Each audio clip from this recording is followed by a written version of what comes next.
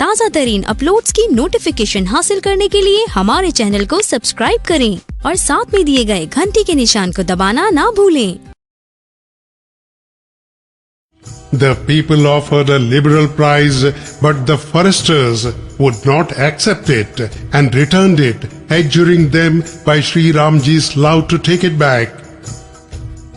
Overwhelmed with emotion, they submitted in gentle tones. The good respect true love once they have come to recognize it. You are all virtuous souls, while we are vile nishads. It is through Ramji's grace that we have been blessed with your sight. You were utterly inaccessible to us, even as the stream of the heavenly river Ganga is to the desert land of Meru.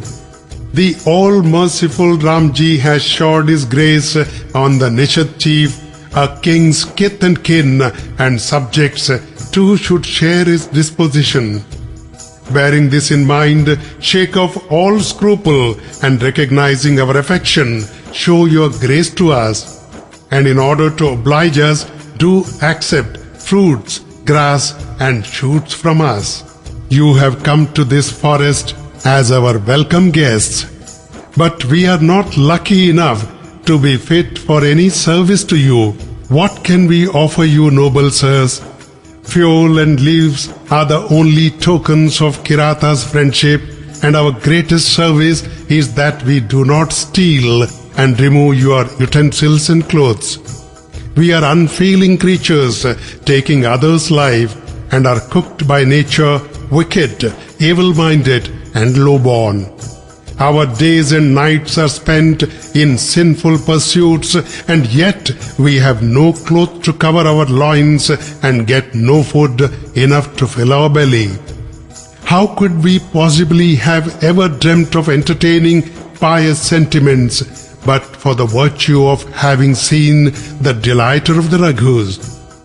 Ever since we had the good fortune of gazing on our Lord's lotus feet, our terrible woes and evils have disappeared.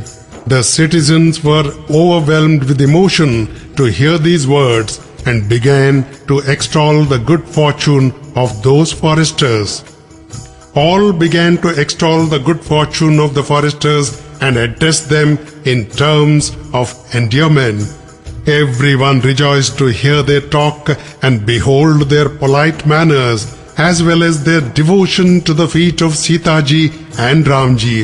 Men and women deprecated their own love when they heard the talk of the kolas and the bhils.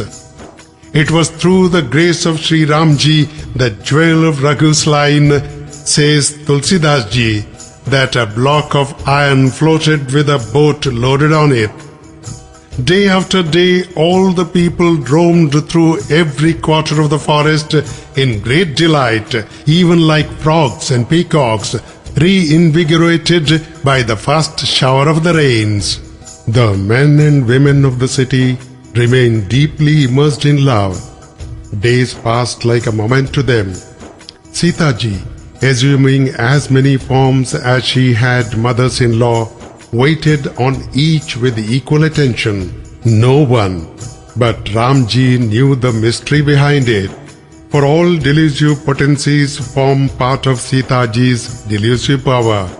Sita ji won over the queen mothers by her services, gratified by which they instructed and blessed her. Perceiving the two brothers as well as Sita ji's strait in their dealings, the wicked queen bitterly repented. Kaikeyi ji sought help both from earth and the god of death, but neither earth afforded her shelter in her womb, nor did God grant her death.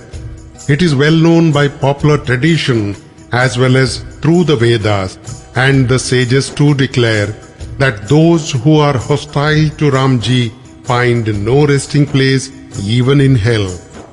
The question that stirred every mind now was, good heavens, will Ramji return to Ayodhya or not?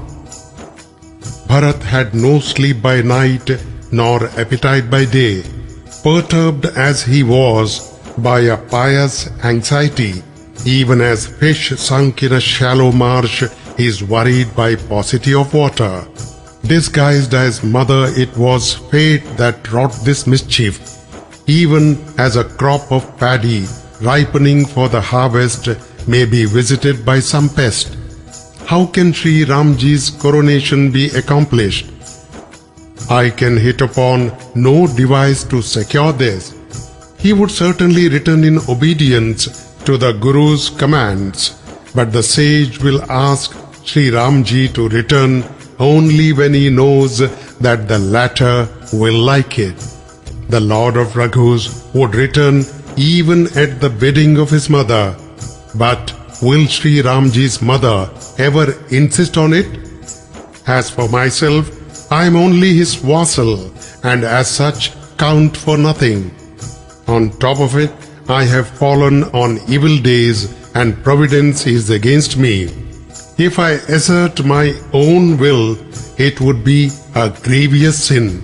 For the duty of a servant is more arduous than the lifting of Mount Kailas, Shivji's own abode.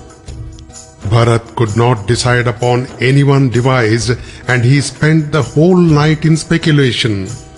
At daybreak he bathed, bowed his head to the Lord, and was going to sit down beside him, when he was sent for by the sage Vashisth. Bowing at the preceptor's lotus feet and receiving his permission, Bharat sat down, and presently the Brahmanas, the elite of the city, the ministers and all other councillors came and assembled there. The chief of the sages, Vashisth, spoke in words appropriate to the occasion. Listen, O councillors, and you, wise Bharat.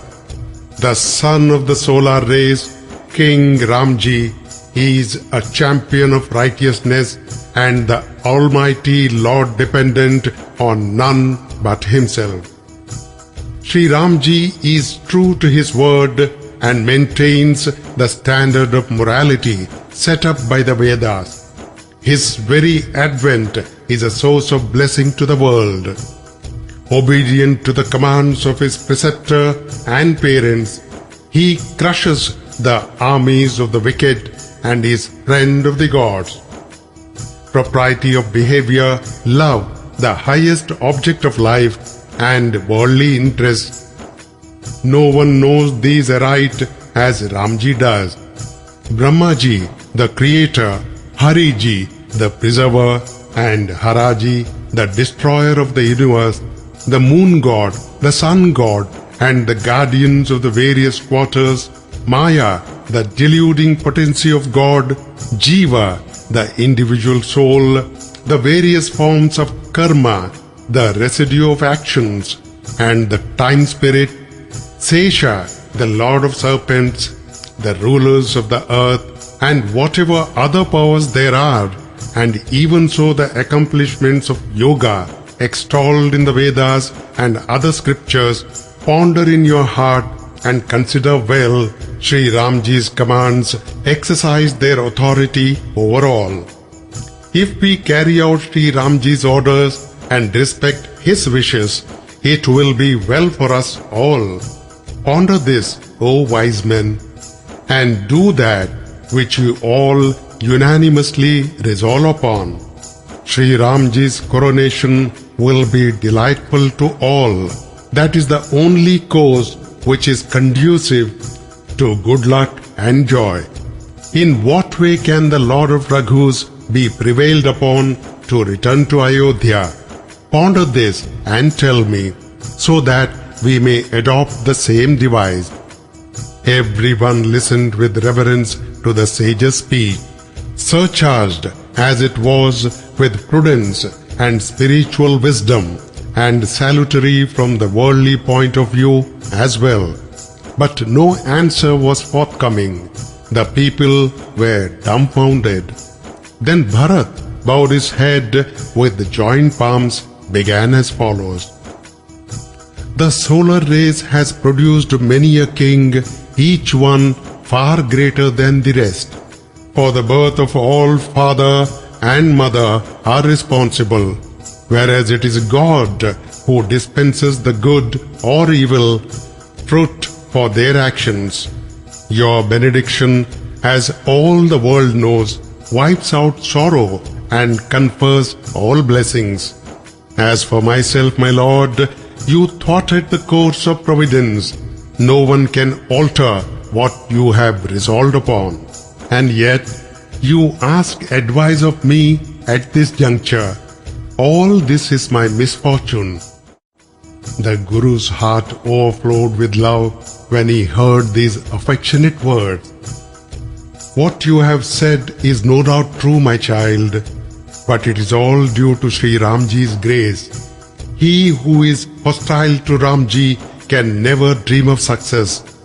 I hesitate to tell you one thing. The wise forego one half when they find the whole in peril.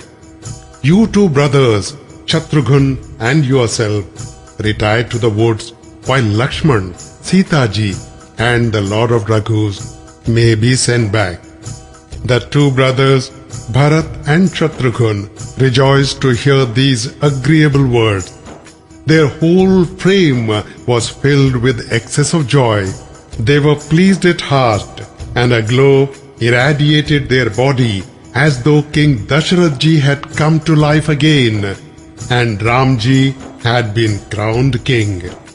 The people thought they would gain much, while their loss would be comparatively small. The queen mothers, however, all wept because their joy and sorrow matched each other. By obeying the Guru's commands, Bharat observed, one would attain the fruit of gratifying all the creatures of the world. I will stay all my life in the forest. I conceive no greater happiness than this. Ramji and Sita ji have access to all hearts, while you are omniscient and wise. If what you say is true, then redeem your word, my lord. Hearing Bharat's words and seeing his love, the sage, as well as the whole assembly, were transported out of themselves, and Bharat's transcendent glory resembled the ocean, and the sage's wit stood on its brink like a helpless woman who longed to cross it and sought many advice but was unable to find a boat, ship or a raft. Who else then can glorify Bharat? Can the ocean be contained in the shell of a small pool? The sage was pleased with Bharat in his heart of hearts. With the whole assembly, therefore, he came to Shri Ramji. The Lord made obeisance and offered him a seat of honor, and receiving the sage's permission, all sat down.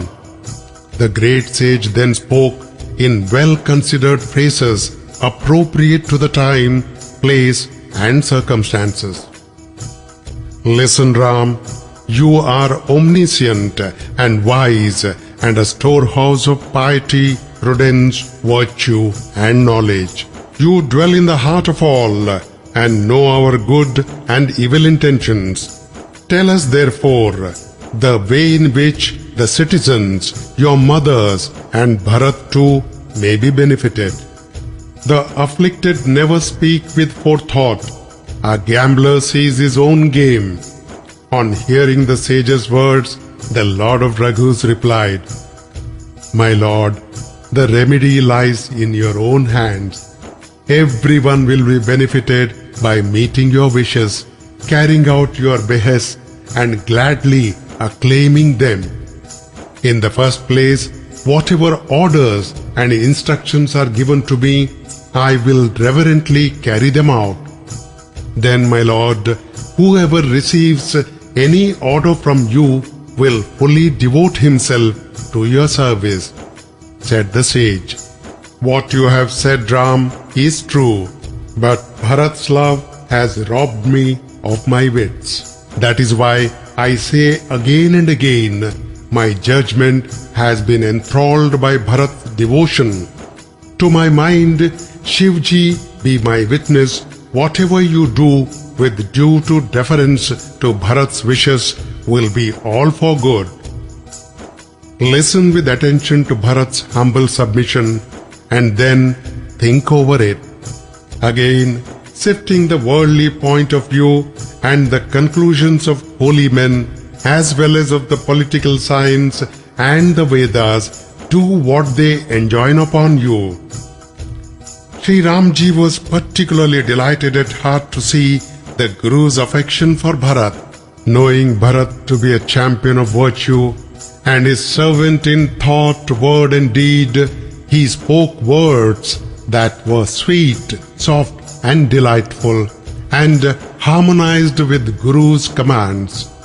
My Lord, I swear by you as well as by the feet of my father that in the whole world there has been no brother like Bharat. Those who are devoted to the lotus feet of their preceptor are highly blessed from the point of view of the world as well as of the Vedas. And who can extol Bharat's good fortune, for whom you cherish such love? Knowing him to be a younger brother, my mind recoils when I proceed to praise him to his face. Of course, it will be conducive to our good to do what he suggests. Having said so, Sri Ramji kept silent. The sage now said to Bharat, shaking off all scruple, my dear child, tell your dear brother, who is an ocean of kindness, what is there in your heart. When Bharat heard the sage's words and came to know what was in Sri Ramji's mind, he was satisfied that both the preceptor and the master were exceedingly propitious to him. At the same time, he realized that the entire responsibility had been thrown on his own shoulders. He was therefore unable to speak a word and became thoughtful.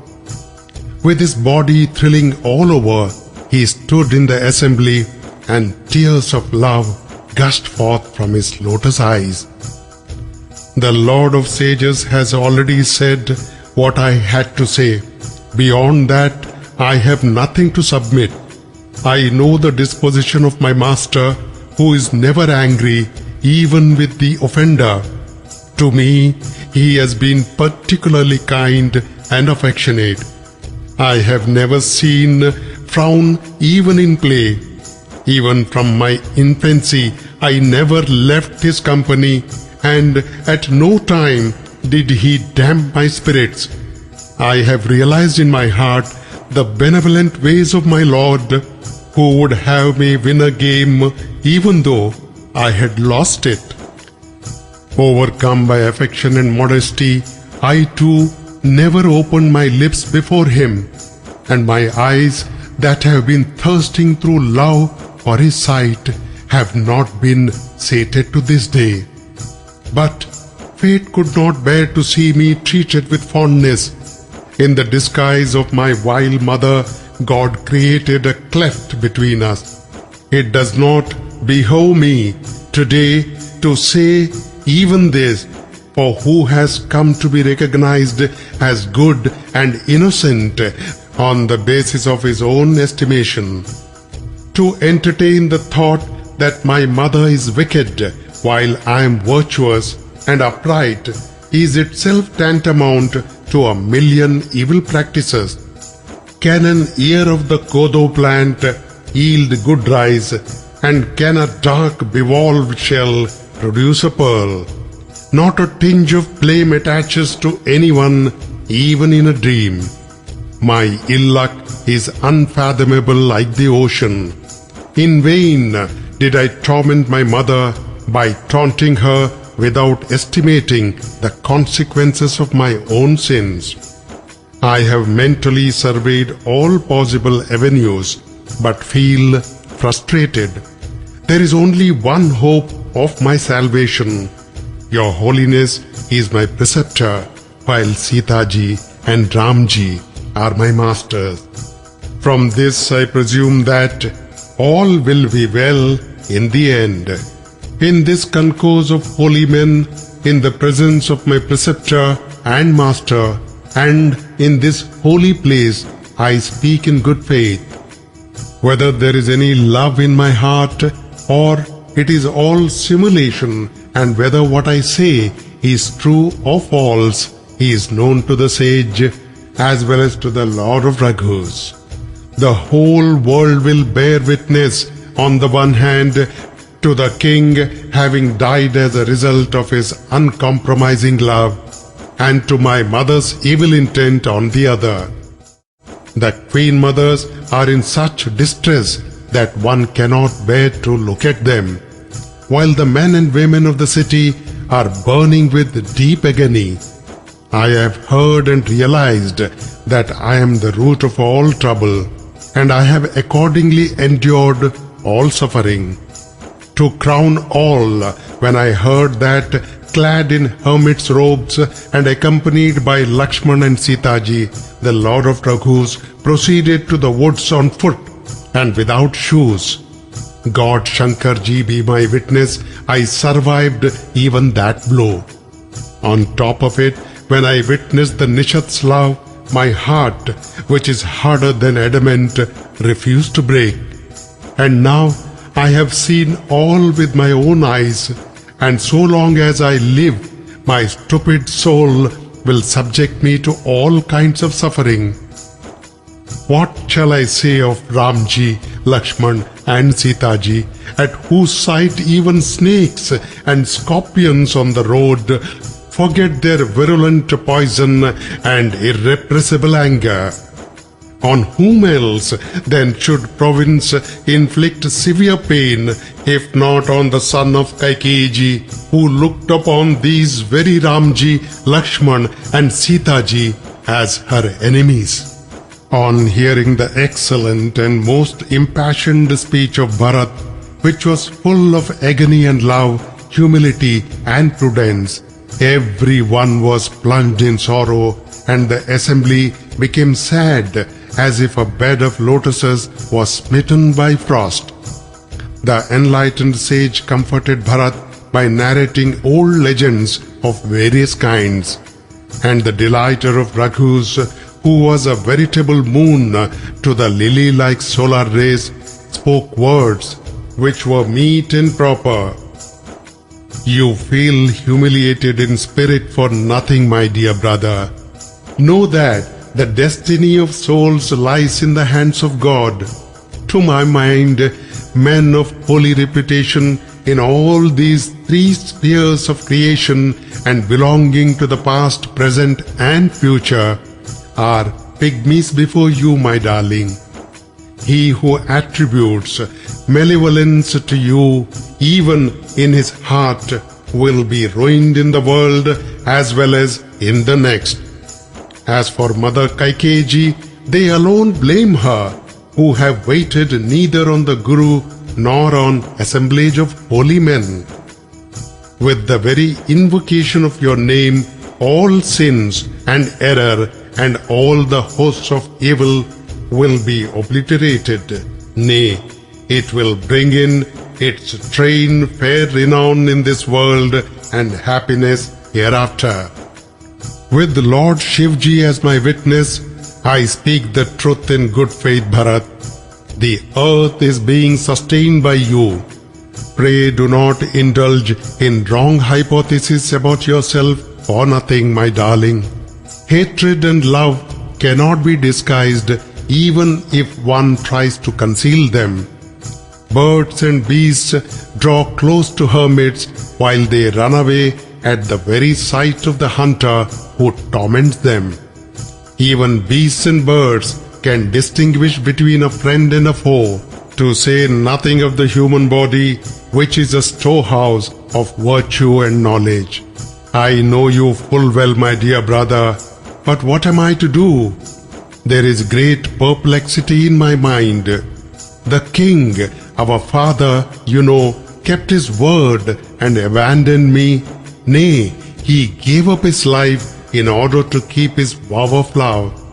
I feel perturbed in my mind if I proceed to violate his word, and my scruple on your account is even greater.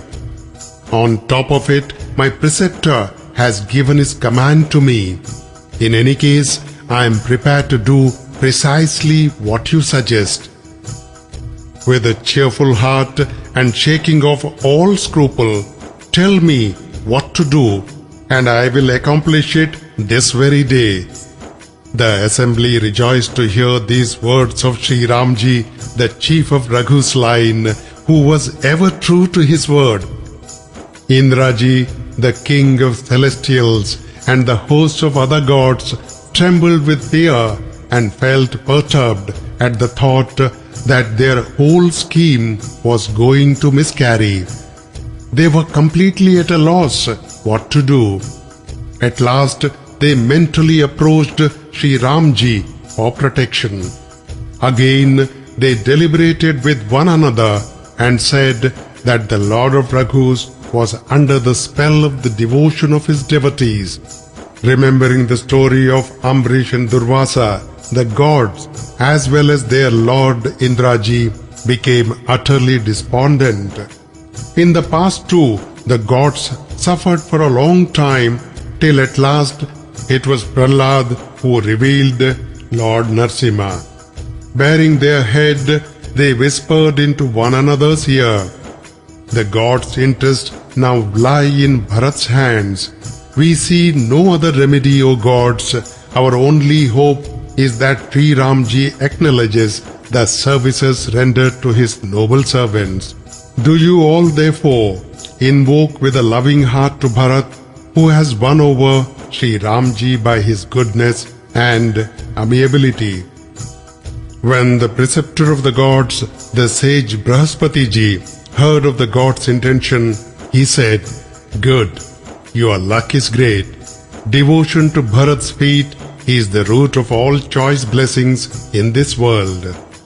The service of a devotee of Sita ji's Lord is as good as 100 cows of plenty. That is, it fulfills all one's desires. Now that devotion to Bharat has appeared to your mind, worry no more, for God has accomplished your object. See Bharat's greatness, O King of gods. The Lord of Raghus is completely under his sway as a matter of course. Knowing Bharat to be Sri Ramji's shadow, make your mind easy, O gods. There is no cause for fear." The Lord, who has access to all hearts, felt uncomfortable when he came to know of the conference between the gods and their preceptor, the sage Brahaspati ji, and of the anxiety of the former. Bharat now felt in his heart that the whole responsibility rested on his shoulders. He therefore entertained in his mind propositions of innumerable kinds. After much deliberation, he came to the conclusion that his welfare consisted in obeying Sri Ramji. He has kept my vow, relinquishing his own, and has thereby shown not a little kindness and love. Sita ji's Lord has done me a great and unbounded favor in everything. Then bowing his head and joining his lotus hands, Bharat said, "What shall I say or put into others' mouth, my Lord? An ocean of compassion and the knower of all hearts that you are. Now that my Guru is pleased and my Master, that is yourself, propitious, the torment which was the creation of my foul mind is over. I was obsessed with the imaginary fears and my anxiety had no foundation whatsoever. It is no fault of the sun if anyone mistakes the quarters.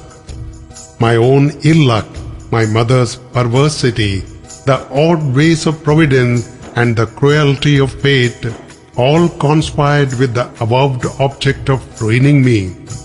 But you came to my rescue by redeeming your vow of protecting your devotees. A protector of the suppliant that you are. This is, however, no novel procedure for you. It is well known to the world as well as to the Vedas and is an open secret. If the whole world is hostile and you alone are kindly disposed, my lord, tell me through whose goodness, if not through yours, can one's good be accomplished? My lord, you are of the same disposition as the tree of paradise. It is neither for nor against anyone. Should anyone approach the tree of paradise, recognizing it as such, its very shade relieves all anxiety. And everyone in this world obtains the desired object on the mere asking, be he a prince or a pauper, good or bad. Since I have found my Guru and my Master, that is yourself, affectionate to me in every way, my unrest has gone, and I have no doubt left in my mind. Now, O mine of compassion, take steps to see that you do not feel perturbed for the sake of your servant. A servant who seeks his own gain by placing his master in an embarrassing situation is a mean-minded fellow. A servant will gain only if he serves the master, renouncing all his personal comforts and greed. If, my lord, you return to Ayodhya, everyone will be a gainer. And if we obey your orders, we shall gain in millions of ways. Obedience to you constitutes the highest gain both materially and spiritually. Nay, it is the consummation of all meritorious acts and the ornament of all good destinies. My lord, listen to a request of mine and then do as you deem fit.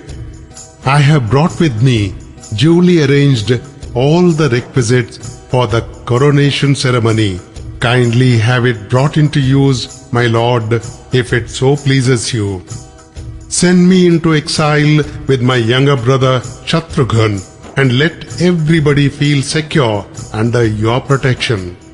Or else send back both the younger brothers Lakshman and Shatrughan, and let me accompany you, my lord. Or, as a third alternative, we three brothers may remain in the forest while Sita ji and yourself may return to Ayodhya. Do that, O ocean of mercy, which may please your heart, my lord. You have thrown the whole burden on me, my master, but I have no ethical insight nor any idea of religion. I am actuated by self-interest in whatever I say. A man in distress loses his senses. Shame herself would be ashamed to look at a servant who evades compliance with an order given by his master. Even though I am such an unfathomable ocean of faults, my master, that is yourself, out of affection for me, praises me as a noble soul. Now, O merciful one, I will submit to that proposition which will spare my lord an awkward situation. Swearing by my Lord's feet, I tell you in good faith that this is the only way to ensure the happiness of the world. Each one of us will reverently carry out the orders that the Lord may be pleased to give with a cheerful heart and without reserve, and all injustice and imbroglio will end. The gods rejoiced to hear Bharat's guileless speech and acclaimed him with the words, "Well done." They rained down flowers. The people of Ayodhya felt much puzzled, while the ascetics and the foresters were greatly delighted. The Lord of Raghus, who was very considerate by nature, kept mum, and observing his silence, the whole assembly felt perturbed. That very moment, messengers from King Jana arrived. When the sage Vashisth heard of it, he sent for them promptly. After making obeisance, they looked at Shri Ramji and were much grieved to behold his attire, which resembled that of a hermit. The chief of sages, Vashisth, made enquiries from the messengers. "Tell me if all is well with King Videha Janakji." The noble messengers felt abashed to hear this. They bowed their head to the ground and replied with joined palms, "Your loving enquiry itself, O Lord, has proved conducive to our good Holy Father. Otherwise our welfare, O Lord, passed away with the King of Kaushala, whose death has left the whole world, particularly Mithila, Janakji's capital, and Ayodhya masterless." On hearing of the demise of King Dasharathji, the Lord of Ayodhya, the people of Janakpur were all mad with grief. No one who saw King Videha at that time took his name Videha to have any truth behind it. When the king heard of the Queen Kaikeyiji's wickedness, he was as nonplussed as a serpent without its gem. Prince Bharat crowned king, and the chief of Raghus, Shri Ramji, exiled into the woods. The news caused deep agony to the heart of Mithila's lord. The king called together a council of wise men and minister and said, "Tell me, after careful deliberation, what ought to be done now?" But realizing the conditions at Ayodhya and the difficulty in either case, nobody gave any definite opinion whether he should go or stay at home. The king now collected himself and after calm reflection dispatched 4 clever spies to Ayodhya with the following instructions: "Ascertain whether Bharat means well or ill and come back at once without being recognized." The spies went to Ayodhya and having ascertained Bharat's ways and seen his doings, they proceeded back to Mithila the moment the latter left for Chitrakoot. The spies on their arrival gave an account in Janakji's court of Bharat's doings as best as they could. The Guru, the sage Satanandji, the members of the royal family, the ministers, and the king himself were all overpowered with grief and affection at the report. Then, collecting himself and glorifying Bharat, the king summoned his chosen warriors and equerries, and posting guards at the palaces, city, and realm, got ready a number of horses, elephants, chariots, and other conveyances. After ascertaining a lucky period within an hour, he started at once and did not halt on the way. Having bathed at Prayag this very morning, he has already left the place, and when the whole party began to cross the Yamuna, they dispatched us ahead for obtaining news, Holy Sir. So saying, they bowed their head to the ground. The great sage Vashishthaji dismissed the messengers at once, sending with them an escort of 6 or 7 Kiratas. The people of Ayodhya were all delighted to hear of Janakji's arrival. Shri Ramji, the delighter of the Raghus, felt very uncomfortable, while Indraji, the king of celestials, was particularly overwhelmed with anxiety. The malevolent Kaikeyi was writhing with remorse. To whom should she speak out her mind, and whom could she blame? The people, on the other hand, rejoiced to think that their stay was ensured for some days more. In this way that day too was spent. The next morning everyone proceeded to bathe, and after their ablutions the men and women worshipped Lord Ganeshaji, Goddess Gauriji, Shivji's consort, Bhagwan Shivji, the slayer of the demon Tripura, and the sun god, dispeller of darkness. Again, they reverenced the feet of Bhagwan Vishnuji, the Lord of Lakshmiji, and prayed, the men raising their joined palms, the women holding out the skirt of their garment, after the way of beggars. With Shri Ramji, our king, and Sita ji, Janakji's daughter, our queen, may our capital Ayodhya be gloriously repeopled with its various communities and grow to be the very culmination of joy, and may Shri Ramji install Bharat as the crown prince. Bathing all in the nectar of this bliss, let everyone, O Lord, reap the reward of his existence in this world.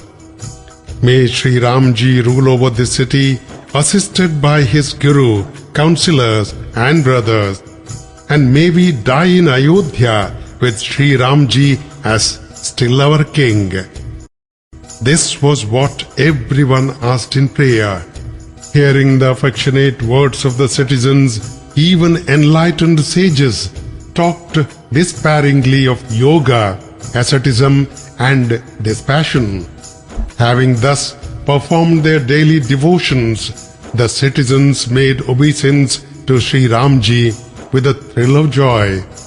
Men and women of every rank, high, low or middling, were blessed with his sight according to their own conception.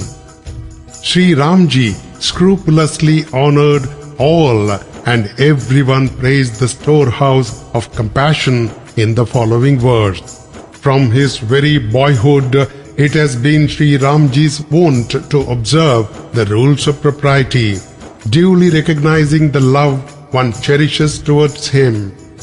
With a lovely and cheerful countenance, gracious looks, and a guileless disposition, the Lord of Raghus is an ocean of amiability and modesty.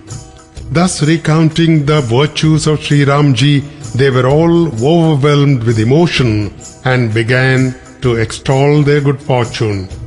There are few people in the world as meritorious as we, whom Shri Ramji recognizes as his own. All were absorbed in love at that time.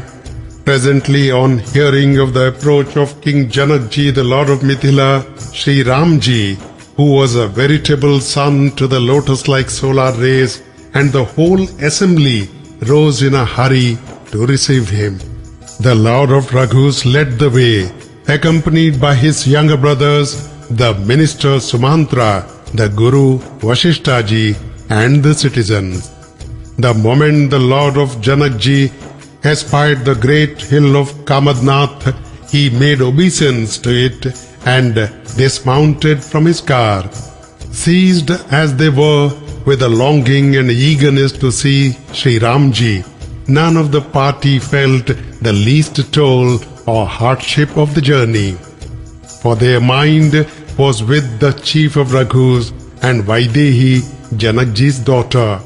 And when the mind is elsewhere, who will feel the bodily pain or pleasure?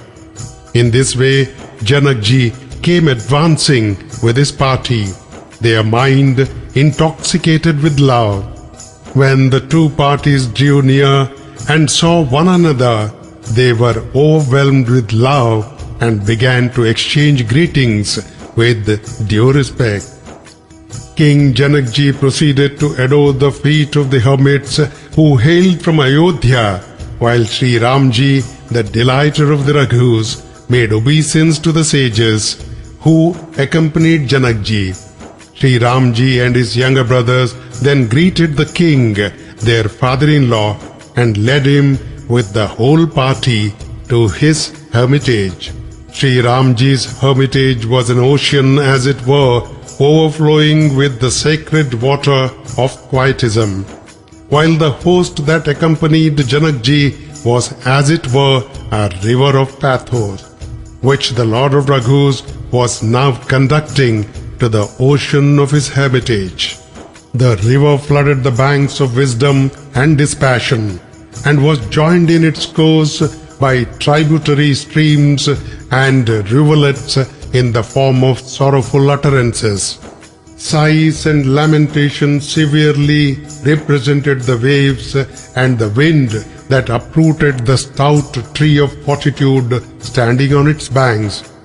It had deep sorrow for its swift current, while fear and delusion constituted its numberless eddies and whirlpools.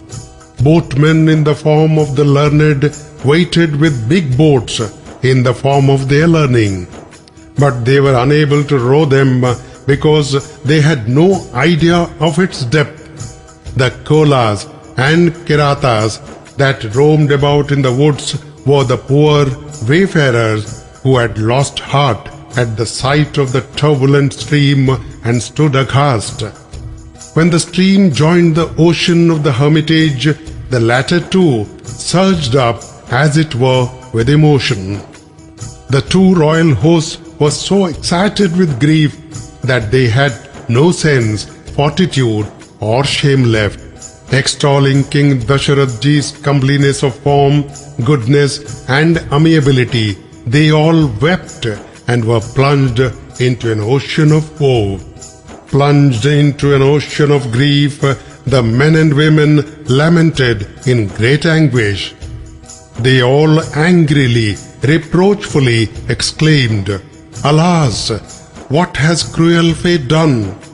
Of the gods, accomplished saints, ascetics, yogis and anchorites, whoever witnessed the condition of Janak Ji on that occasion, none, say Tulsidas Ji, was strong enough to cross the river of love to escape being drowned in it.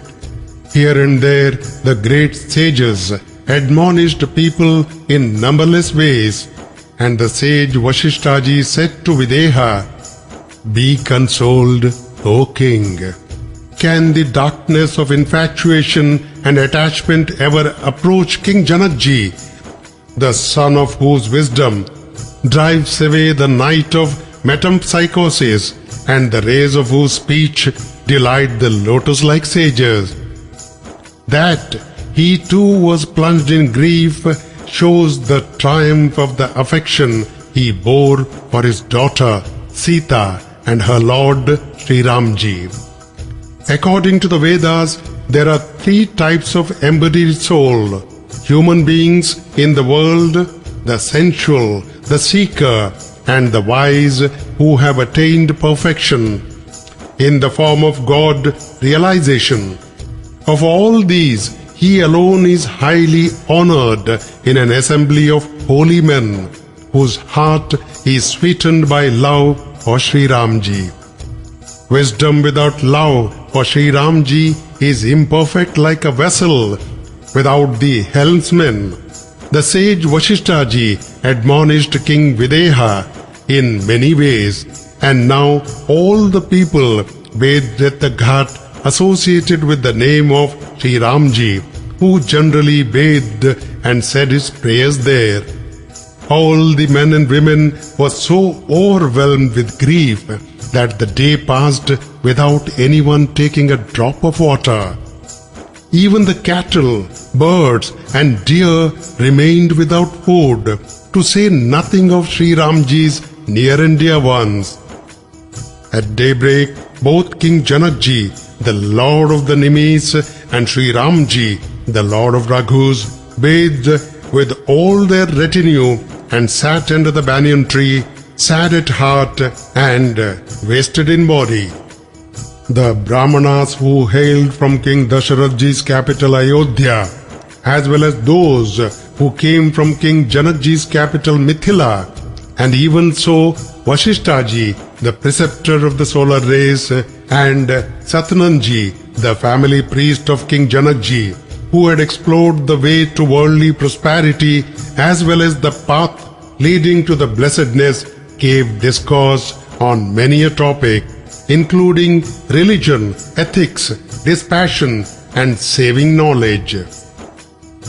The sage Vishwamitra Ji, a descendant of Kushika, eloquently admonished the entire assembly with many a reference to ancient legends, till the Lord of Raghus said to him, "Everyone, my lord, has remained without water since yesterday." Said the sage, "What the Lord of Raghus says is quite reasonable. It is already past noon, even today." Perceiving what was in the mind of the sage Vishwamitra Ji, The king of Mithila replied, "It will not be desirable to take cereals here." The king's reasonable reply pleased all, and having received the sage's permission, they proceeded to perform their midday ablutions. By the grace of Shri Ramji, the hills yielded objects of one's desire and dispelled one's sorrow by their very sight. The lakes, streams, woods, and the other parts of the land overflowed, as it were, with joy and love. The trees and creepers were all laden with fruits and blossoms, while birds and bees, and even bees, made a melodious concert. The forest was bursting with joy at that time. A cool, soft, and fragrant breeze delighted everyone. The loveliness of the forest was past all telling. It seemed as if earth herself was showing her hospitality of King Janakji.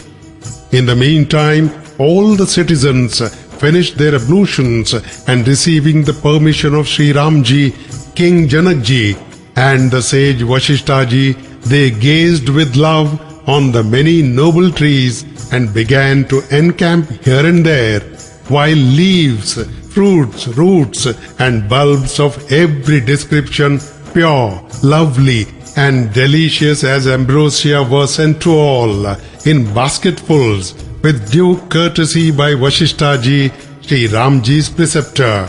And having worshipped the mains, the gods, the visitors, and the Guru, they began to partake of this holy repast. In this way, 4 days rolled by. The people, both men and women, were gratified to see Shri Ramji. In both camps, the feeling uppermost in the heart of all was, it is not good to return without Sita ji and Ramji. Living in exile in the woods with Sita ji and Shri Ramji, one would be millions of times more happy than in Amravati, the city of immortals. Leaving the company of Lakshman, Shri Ramji and Sita ji, he who chooses to live at his home is not favored by providence. The privilege of living in close proximity to Shri Ramji can be had only when God is propitious to all of us. Bathing in the Mandakini thrice every day, the sight of Shri Ramji, which is a perennial source of joy and blessedness, roaming about on the hill Kamadnath, associated with the name of Shri Ramji, in the forest adjoining the same, and among the hermitages of ascetics situated thereabout, and living on bulbs, roots, and fruits, delicious like ambrosia. In this way, 4 years and 10 will be happily spent like a minute without our knowing it.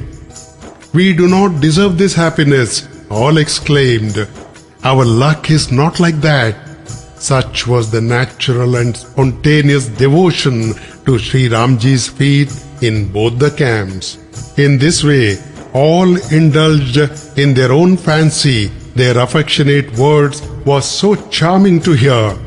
In the meantime, Sitaji's mother, Queen Sunainaji, dispatched her headmaids to King Dasharathji's queens, and perceiving that it was a convenient hour, they returned with that information. Having learned that Sitaji's mothers-in-law were at leisure, the ladies of King Janakji's gynecium called on them. Queen Kaushalyaji, Shri Ramji's mother, received them with due honor and courtesy, and offered them such seats as circumstances would permit. The amiability and affection of all on both sides were such as would have made even the hardest thunderbolt melt if we could see or hear of them. With their body thrilling all over and overpowered by emotion and eyes full of tears, all began to sorrow and scratch the ground with the nails of their toes. They were all incarnations, as it were, of love for Sita ji and Shri Ramji. It seemed as if Pathos herself mourned in so many forms. Said Sitaji's mother, the intellect of Providence is so marvelous that he has thought it fit to break up the foam of milk with the chisel of adamant. We hear of nectar, but see only venom. All his doings are hard. Crows, owls, and herons are seen everywhere, but swans can be found in the Manas lake alone. Hearing this, Queen Sumitraji, Lakshman's mother, sorrowfully observed, "The ways of Providence are most perverse and strange. He creates, maintains, and then destroys. God's designs are as silly as child's play." Said Kaushalyaji, "It is nobody's fault. Sorrow and joy, loss and gain are determined by our past actions. The inexorable ways of Providence are known to God alone, who dispenses all kinds of fruits, both good and evil. God's commands prevail over all, including the processes of creation, maintenance and dissolution, and even over poison and nectar, which destroy and restore life respectively. It is no use lamenting, O good lady, out of infatuation. The doings of the Providence are, as I have said, immutable and eternal. If we mourn over the contrast between the king's lifetime and his loss, my friend, it is because we see that our interests have suffered on account of his demise." Sitaji's mother replied, "Your noble words are quite true. A spouse that you are of Ayodhya's Lord, who was the greatest of all virtuous souls known to history. If Lakshman, Ram and Sita stay in the forest, the end will be good, not bad. But," said Kaushalyaji with a heart overwhelmed with emotion, "I am anxious about Bharat. By the grace of God and through your blessings, my sons and daughters-in-law are all pure as the water of the celestial stream Ganga. Although I have never sworn by Ramji, I now swear by him and tell you in good faith, my friend, that in extolling Bharat's amiability, goodness, modesty, loftiness of character, brotherly affection, devotion, faith, and nobility, the wit of even Shardaji, the goddess of speech, falters. Can the ocean be ladled out by means of an oyster shell? I have always known Bharat to be the glory of his house, and the king repeatedly told me so. Gold is tested by rubbing on the touchstone, and a precious stone on reaching the hands of an expert jeweler, while men are tested in times of emergency by their innate disposition. It was wrong on my part today to have spoken thus, but you know, sorrow and affection leave one little reason." On hearing these words, pure as water of the celestial river, all the queens were overwhelmed with affection. Kaushalyaji collected herself and continued, "Listen, O venerable Queen of Mithila, who can advise you, the consort of King Janakji, who is an ocean of wisdom? Yet, finding a suitable opportunity, O Queen, you may speak to the king as if on your own initiative and plead with him that Lakshman may be detained and Bharat allowed to proceed to the forest. Should this proposal find favor with the king, let him do his utmost after due deliberation. I feel much concerned about Bharat, for the love in his heart is so profound that if he stays at home, I fear something untoward may happen to him." Perceiving Kaushalyaji's pure love and hearing her guileless and eloquent appeal, all the queens were overwhelmed by the pathetic sentiment. There was a shower of flowers from heaven accompanied by shouts of applause. accomplished saints, yogis, and hermits were overpowered with emotion. All the ladies of the gymnasium were struck dumb to see this. Then, recovering herself, Sumitraji interposed, "Ma'am, nearly an hour of the night has passed." Hearing this, Shri Ramji's mother, Kaushalyaji, courteously rose and said out of affection and goodwill, "Pray return quickly to your camp. Our only refuge now is God, and our only helper is the Lord of Mithila." Seeing her affection and hearing her polite words, Janakji's beloved queen Sunainaji clasped Kaushalyaji's holy feet. "Such modesty on your part, O venerable lady, is quite becoming of you. You being King Dasharathji's spouse and Shri Ramji's mother. Great men treat with honor even the lowest of their servants. Fire is crowned with smoke, while mountains bear grass on their tops. The King of Mithila is your servant in thought, word and deed, while the great Lord Shivji and his consort Bhavaniji are your constant helpers. Who on this earth is worthy of serving as your auxiliary? Can an ordinary light ever pose with any grace as a helper of the sun? After serving the term of his exile in the woods and accomplishing the object of the gods, Shri Ramji will reign undisturbed at Ayodhya, and protected by Shri Ramji's strength of arm, gods, nagas and human beings will dwell peacefully in their own abodes. This has all been predicted by the sage Yajnavalkya, and a sage's prophecy, ma'am, can never go in vain." So saying, she fell at Kaushalyaji's feet with utmost affection and preferred her request for being allowed to take Sitaji with her. And having received Kaushalyaji's kind permission, Sitaji's mother now left for her camp with Sitaji. Videhaji's daughter Sitaji greeted her dear kinsfolk in the same manner as was befitting in each case. When they saw Janki-ji, Janakji's daughter, in the robes of an ascetic, everybody was stricken with deep sorrow. Receiving the permission of Shri Ramji's preceptor Vashishthaji, King Janakji too left for his camp, and on arrival found Sitaji there. The king clasped Janaki-ji to his bosom. Janki-ji, who was an honored guest of his unalloyed love and life, in his heart welled up an ocean of love, and the king's heart now appeared like the holy Prayag.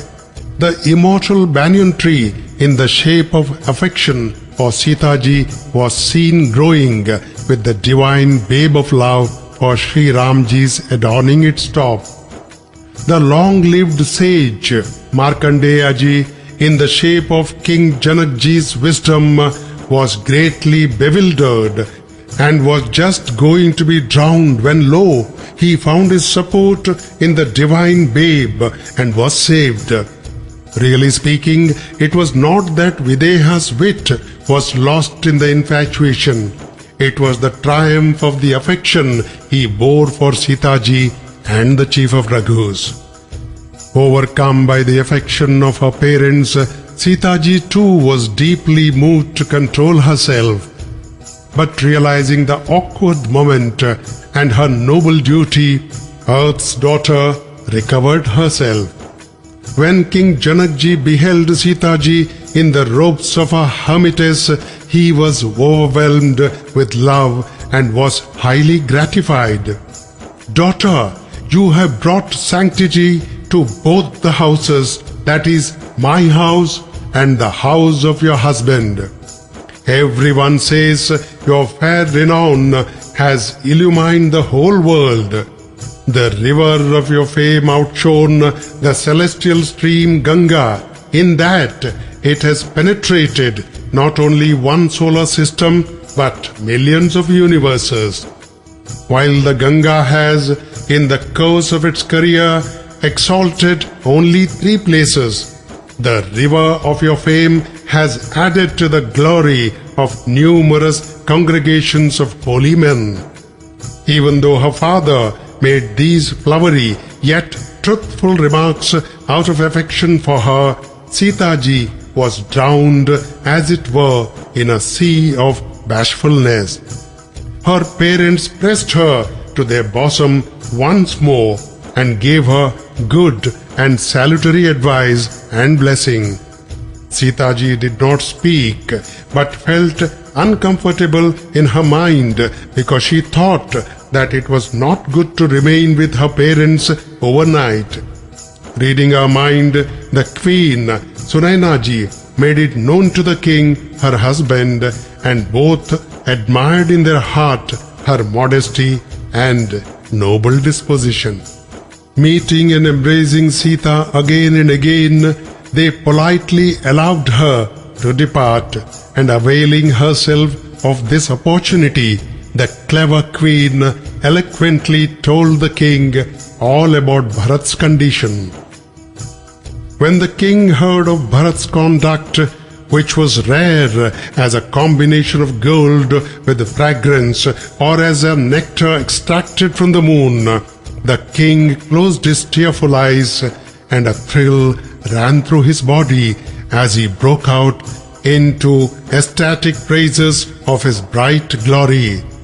Listen attentively, O fair-faced, bright-eyed lady. The story of Bharat loosens the bounds of worldly existence, religion, statecraft, and an inquiry about Brahmaji, the infinite, are domains to which I have some access according to my own poor lights. But though acquainted with these subjects, my wits cannot touch the shadow of Bharat's glory even by trick, much less describe it. To Brahmaji, the creator, Lord Ganeshaji, Sesha, the king of serpents, Lord Shivji, Shardaji, the goddess of learning, seers, sages, and wise men, and others who are clever in judgment, the story, fame, doings, piety, amiability, goodness, and unsullied glory of Bharat are delightful to hear and appreciate. They surpass the celestial stream in purity and even nectar in taste. Possessed of infinite virtues and a man above comparison, know Bharat alone to be the like of Bharat. Can Mount Sumeru be likened to a seer? Hence, the wit of the race of poets was confused in finding a comparison for him. The greatness of Bharat, O fair lady, baffles all who attempt to describe it. Even as a fish cannot glide on a dry land, listen, O beloved queen, Bharat's inestimable glory is known to Shri Ramji alone. But he too cannot describe it. Having thus lovingly described Bharat's glory, the king, who knew his queen's mind, continued, If Lakshman returns to Ayodhya and Bharat accompanies Shri Ramji to the woods, it will be well for all, and that is what everyone wants. But the mutual affection and confidence, O good lady, of Bharat and Shri Ramji, the chief of Raghus, are beyond one's conception. Even though Shri Ramji is the highest example of even-mindedness, Bharat is the perfection of love and attachment. Bharat has never bestowed any thought on his spiritual or worldly interests or personal comforts. Devotion to Shri Ramji's feet is at once the means and the end. To my mind, this appears to sum up Bharat's creed. Bharat would never think of flouting Shri Ramji's orders, even unwittingly. We need not, therefore, in our affection, give way to anxiety, said the king in choked accents. As the king and queen, Janakji and Sunainaji, were thus fondly recounting the virtues of Shri Ramji and Bharat, the night passed like an instant. At daybreak, both the royal camps awoke and after finishing their ablutions, proceeded to worship gods. Performing his ablutions, the Lord of Raghus called on his Guru, and after adoring his feet and receiving his tacit permission, said, "Holy Sir, Bharat, the citizens and my mothers are all stricken with grief and inconvenienced by the sojourn in the woods. The king of Mithila too and his followers have been enduring hardships for many days past. Therefore, my lord, do what is advisable under the circumstances. The welfare of all lies in your hands." So saying, Shri Ramji felt much embarrassed. And the sage was thrilled with joy when he saw his amiability and kind disposition. "Without you, Ramji, all amenities of life are like hell to both the royal camps. Ram, you are the life of life, the soul of soul, and the joy of joy. Those who like to be in their home away from you, my child, are under the influence of an adverse fate. Perish the happiness, ritual, and piety, in which there is no devotion to the lotus feet of Shri Ramji, that is yourself. That yoga, discipline, conducive to the union with God, is an abominable yoga, and that wisdom, unwisdom, in which love for Ramji, that is yourself, is not supreme. Whosoever is unhappy without you, and even so, whoever is happy through you. You know what exists in the mind of a particular individual. Your command holds sway over all, and your gracious self knows all the ways full well. You may return to your hermitage now." The Lord of Sages was overpowered with emotion. Shri Ramji then made obeisance and departed, while the sage collected himself and called on King Janakji. The preceptor repeated to the king Shri Ramji's naturally graceful words, which were full of amiability and affection, and added, "O great monarch, now do that which may do good to all without prejudice to religion.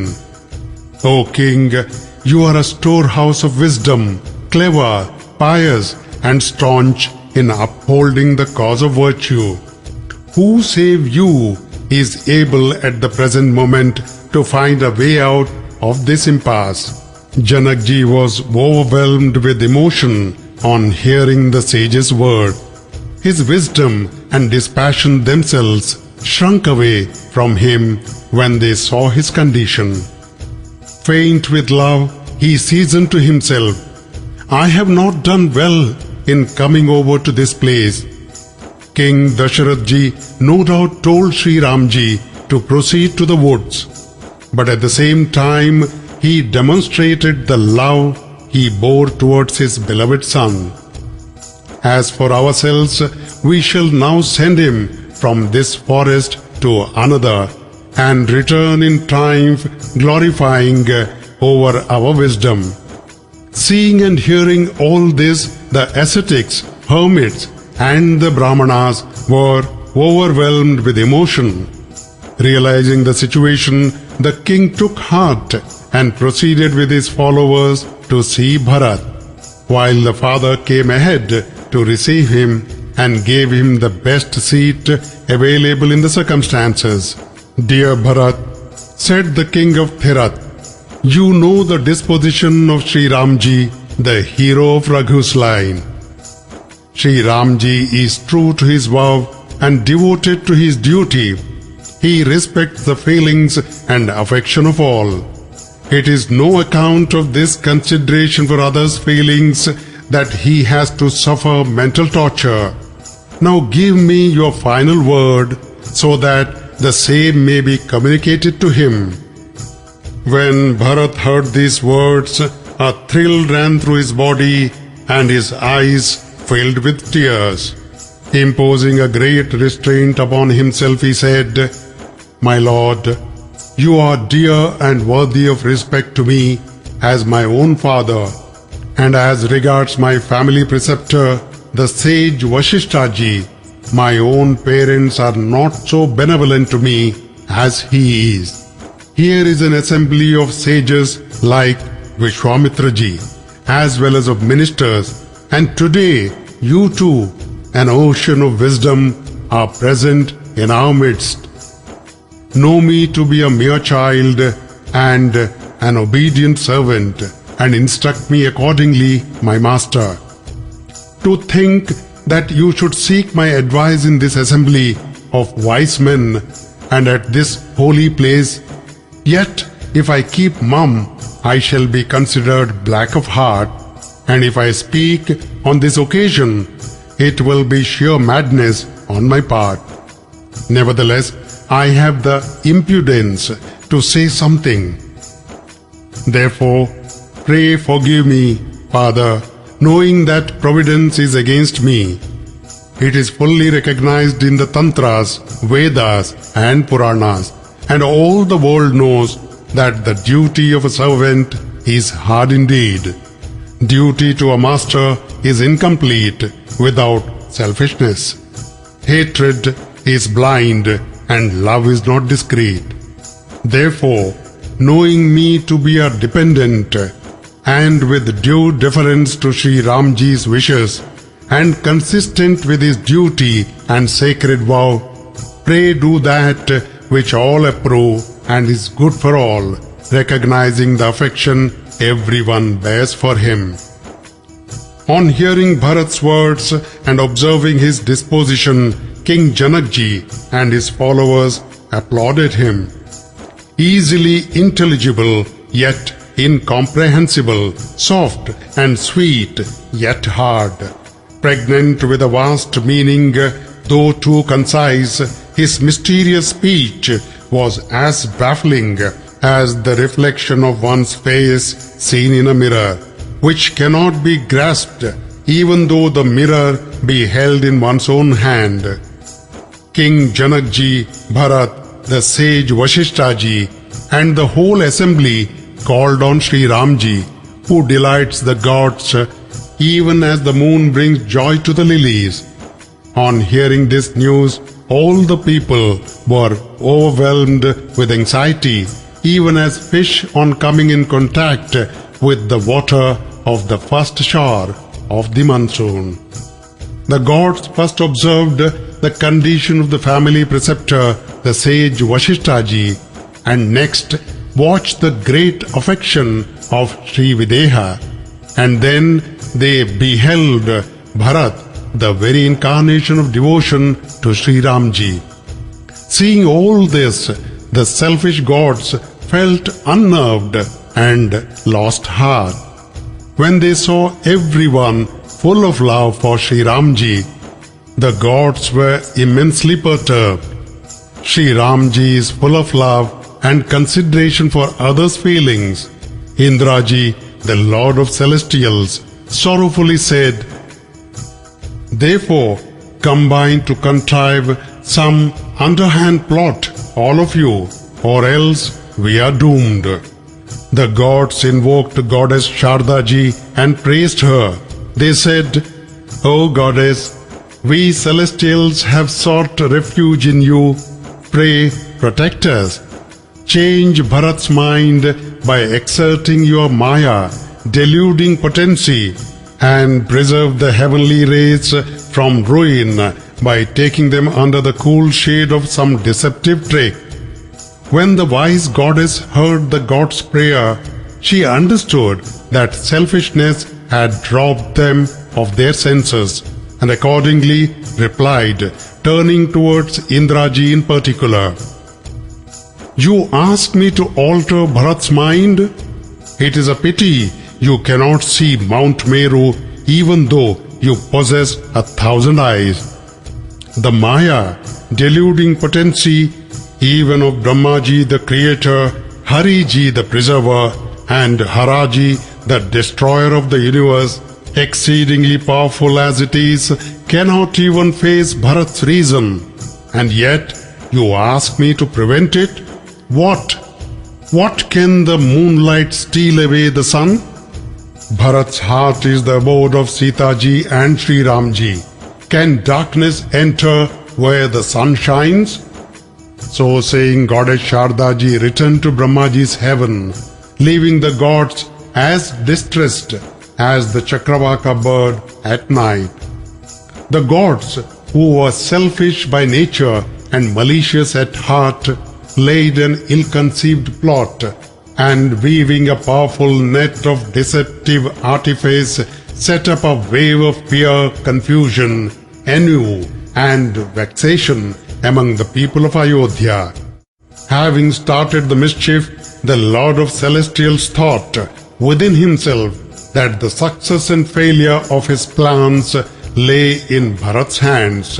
Now reverting to Chitrakoot, when King Janak ji went to the Lord of Raghus, the glory of the solar rays received them with all honor. The priest of Raghu's line then spoke words which were appropriate to the occasion as well to the assembly in which he spoke and consistent with righteousness. He reproduced the conversation that had taken place between King Janak ji and Bharat, and also repeated the charming speech of Bharat. Dear Ramji, he said, whatever order you give, all should obey. This is my proposal. Hearing this, the Lord of Raghus, with joined palms and in gentle accents, spoke words which were true and guileless. In the presence of yourself and the Lord of Mithila, it will be altogether unseemly on my part to say anything. Whatever order may be given by you and by the king of Mithila, everyone, I swear by myself, will positively bow to it. On hearing Shri Ramji's oath, the sage Vashisth ji and King Janak ji, as well as the whole assembly, were embarrassed. All fixed their eyes on Bharat, as no one could make any answer. When Bharat saw the assembly confused, Shri Ramji's brother exercised great self-restraint, and realizing the unfavorable situation, he controlled his emotion.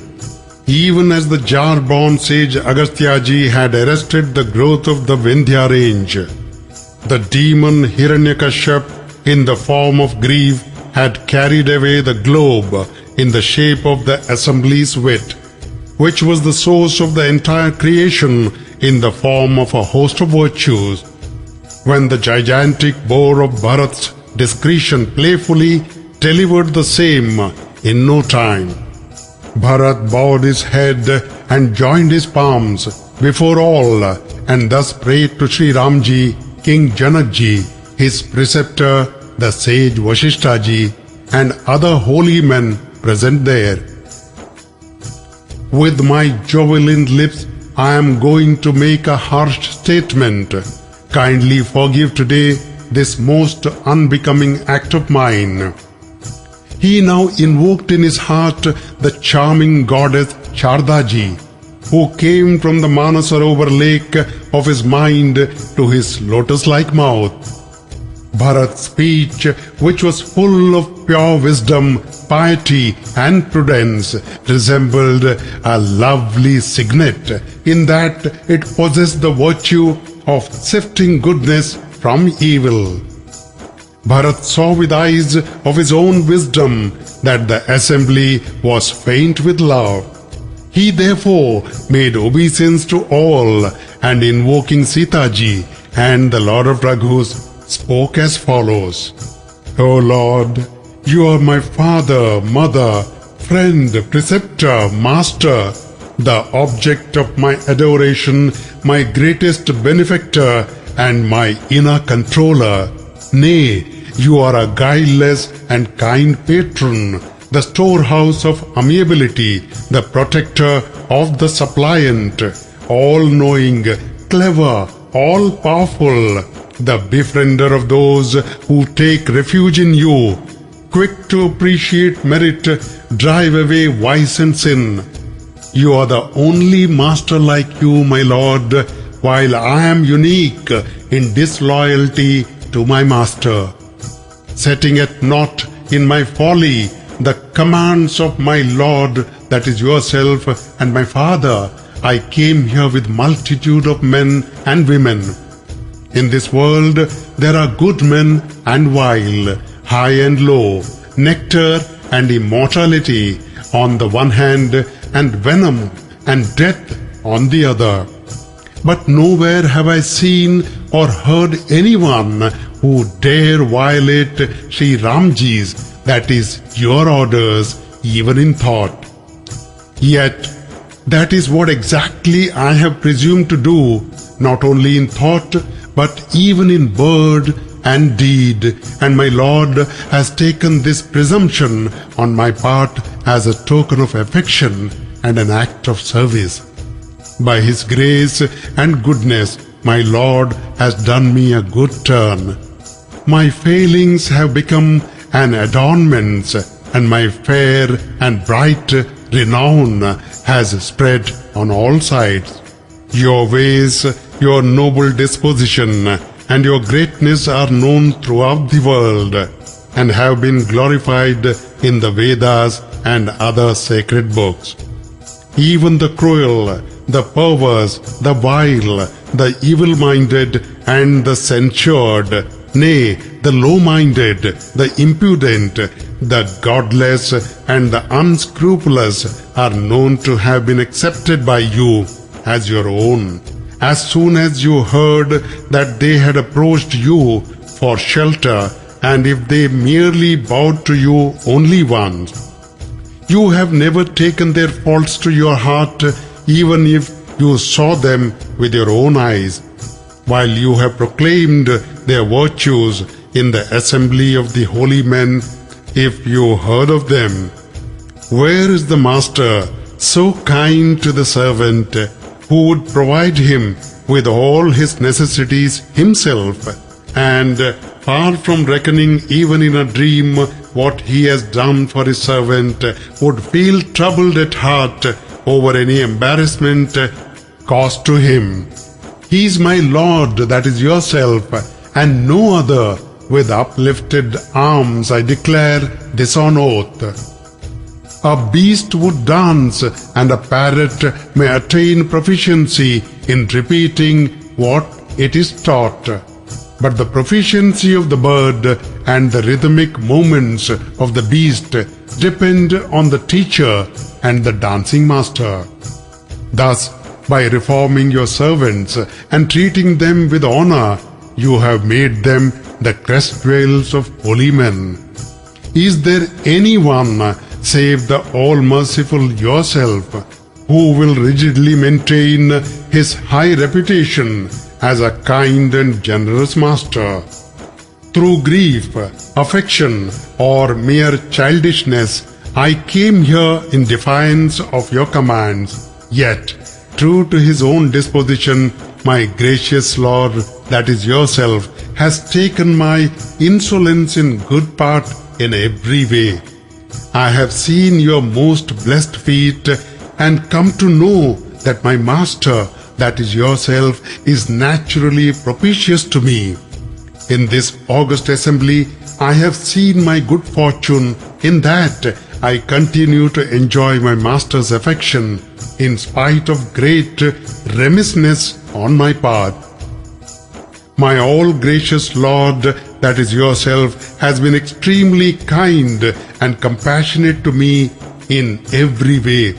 All this is more than I have ever deserved. By virtue of his own amiability, noble disposition, and goodness, my Lord, you have ever been indulgent to me, giving up all consideration for the failings of my master, and this assembly I have presumed too much by speaking politely or impolitely, even as it pleased me. But perceiving my great distress, I am sure my Lord will pardon me. It is a great mistake to say too much to a loving, intelligent, and good master. Therefore, be pleased, my lord, to give your command, for you have accomplished all my objects. Swearing by the dust of my lord's lotus feet, which is the glorious consummation of truth, virtue, and happiness, I proclaim the desire which I have cherished in my heart at all time, whether waking, dreaming, or fast asleep. It is to serve my master with guileless and spontaneous affection, forgetting my own interests and neglecting the four ends of human existence. And the greatest service to a noble master is to obey his orders. Let your servant, my lord, obtain this favor in the form of an order. So saying, he was utterly overwhelmed with emotion. A thrill ran through his body and tears rushed to his eyes. In great distress, he clasped the Lord's lotus feet. The excitement of the moment and the intensity of affection cannot be described in words. The ocean of compassion honored him with kind words and taking him by the hand, seated him by his side. The whole assembly, including the Lord of Raghus himself, was overpowered by love after hearing Bharat's entreaty and seeing his disposition. The Lord of Raghus, the congregation of holy men, the sage Vashisth, and the Lord of Mithila, all were faint with love and admired in their heart the surpassing glory of Bharat's brotherly affection and devotion. The gods acclaimed Bharat and rained down flowers on him as though with a doleful heart. Hearing of this, says Tulsidas ji, everyone felt distressed and uncomfortable, even as lotuses get withered at the approach of night. Seeing every man and woman, both of Ayodhya and Mithila, afflicted and downcast, Indraji, who was most malicious at heart, sought his own happiness by killing those that were already dead. Though king of the gods, Indraji, he is the worst specimen of deceitfulness and villainy. He loves others' loss and his own gain. The ways of Indraji, the slayer of the demon Paka, are like those of a crow-crafty, malicious, and trusting nun. Having conceived an evil design in the first instance, he wove a net of wiles and made everyone a victim of ennui by throwing the net on the head of each. He then infatuated all by exerting the deluding potency of the gods, but they could not be wholly deprived of the affection they bore for Shri Ramji. Overcome as they all were by fear and ennui, they were all distracted. Now they conceived a liking for the woods, and the very next moment they loved to be at their home. The people were afflicted by this vacillating attitude of their mind, even as the water at the mouth of a river is tossed on both sides. Wavering in mind, they did not derive solace anywhere, nor did they disclose their heart to one another. Observing this, the all-compassionate Lord smiled within himself and said, "The canine race, Indraji, and reckless youth are alike in nature." Barring Bharat, King Janakji, the host of sages, the ministers, and the enlightened saints, the deluding potency of the gods prevailed on all according to the susceptibility of each. The ocean of compassion Shri Ramji saw the people agitated on the one hand by the affection they bore towards himself, and on the other by the mighty trick played by Indraji, the Lord of Celestials. The assembly, King Janak ji, the preceptor, the sage Vashisth ji, the other Brahmanas and the ministers all had their wits hampered by Bharat's devotion to Shri Ram ji.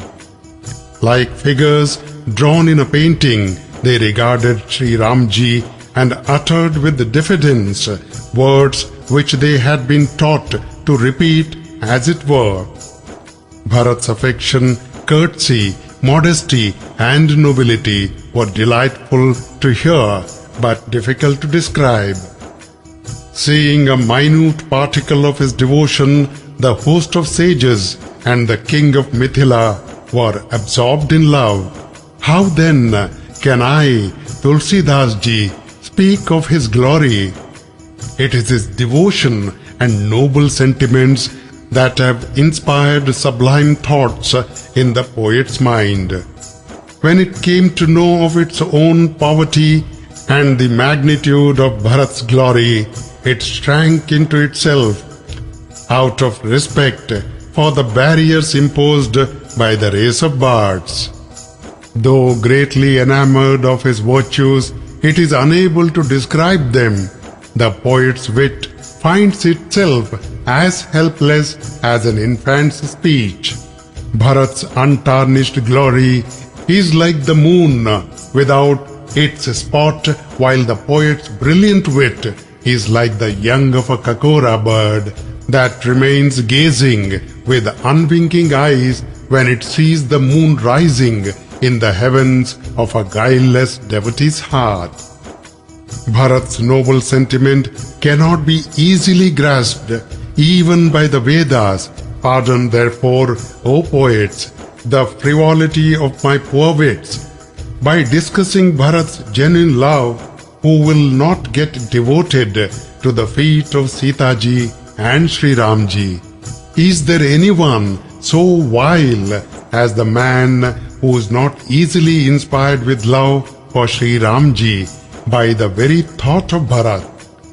Seeing the plight of all and knowing what was in the mind of his devotee Bharat, and after fully considering the place, time, occasion and gathering, the all-merciful and all-knowing Shri Ram ji, the Lord of Raghus, who was a champion of virtue, self-possessed and prudent, and an ocean of truth, love, amiability and joy, nay, who respected the laws of propriety and was faithful in his love, spoke words which formed the very essence, as it were, of eloquence, and which was salutary in consequence, and sweet as nectar to hear.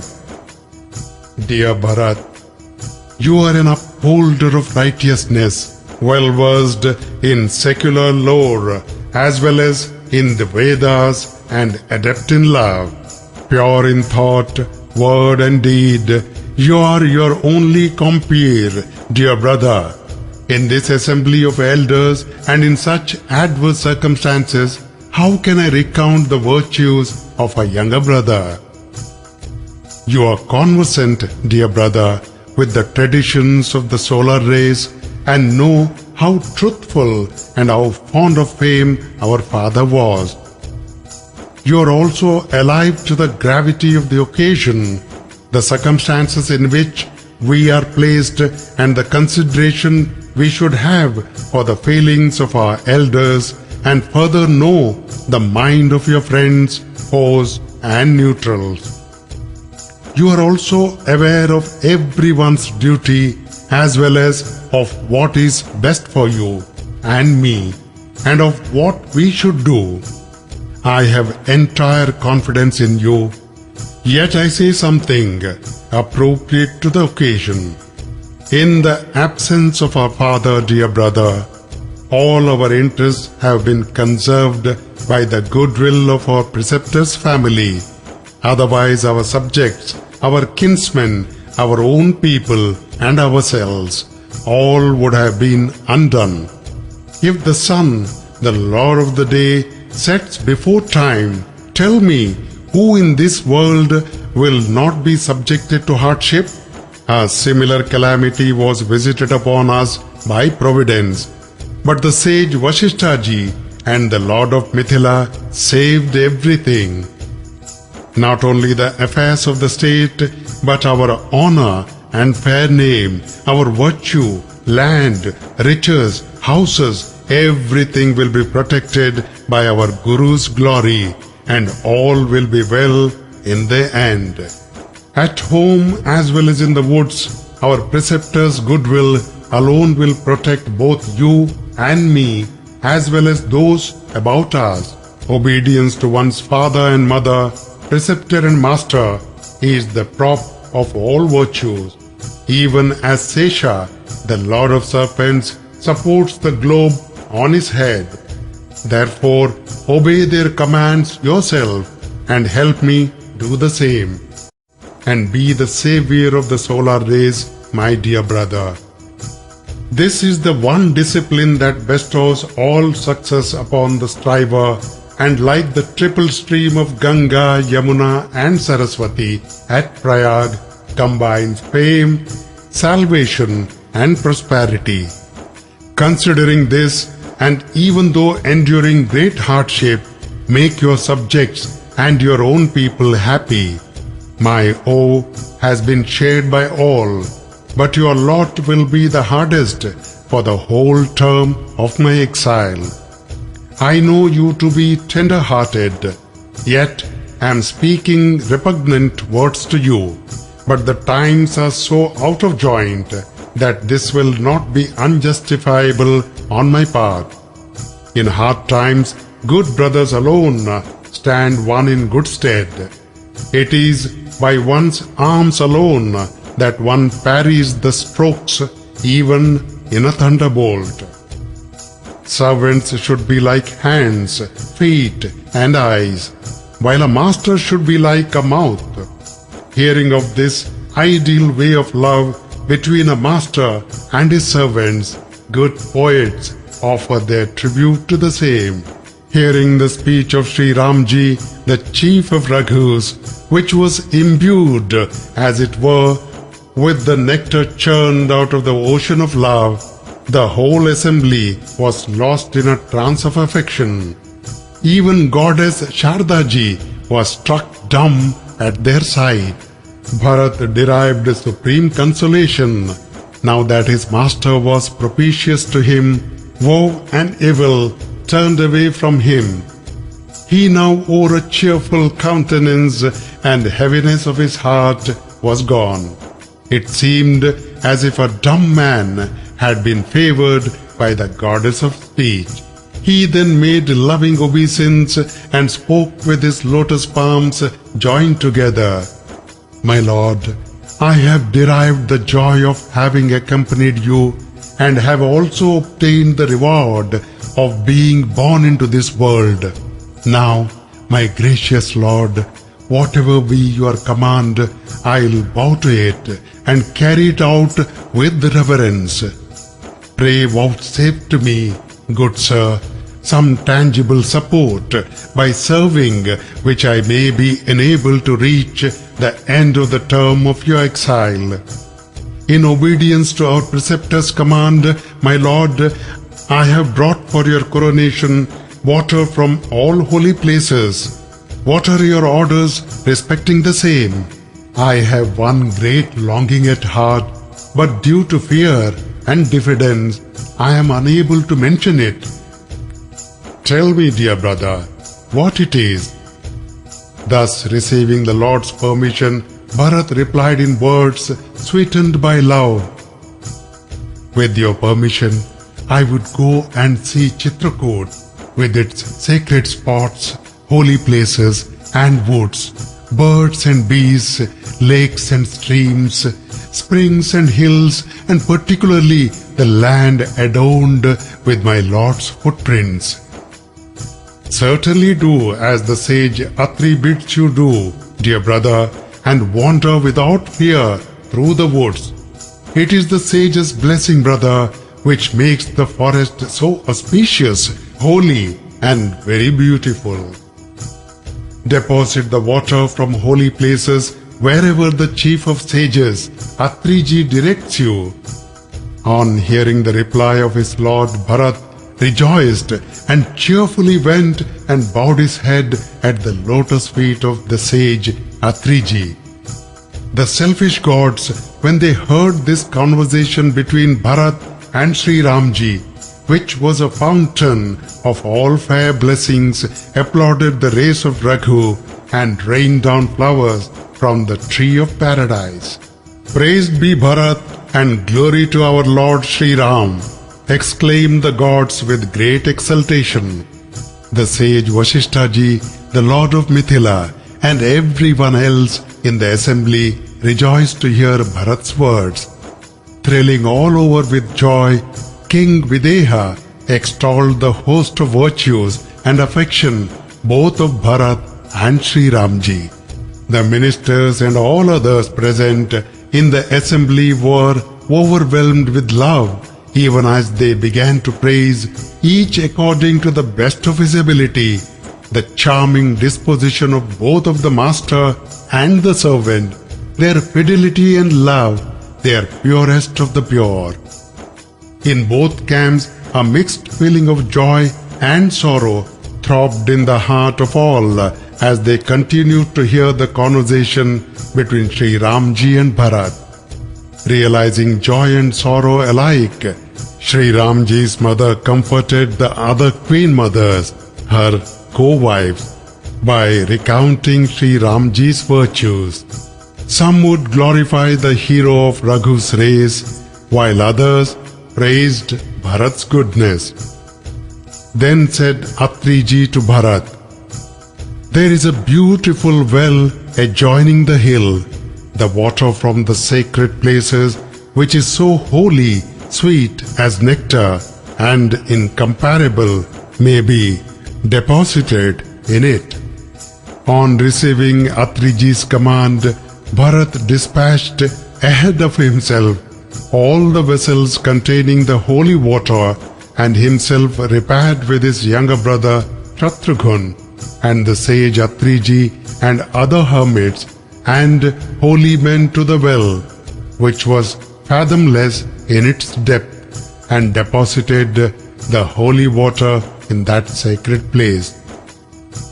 Transported with joy, the sage Atri ji lovingly spoke thus, "This place has brought success to the striver from time without beginning. Having been obscured by time, it was known to none. My servants marked this soil as rich in subterranean springs of water and dug a big well in it with a view to securing good water.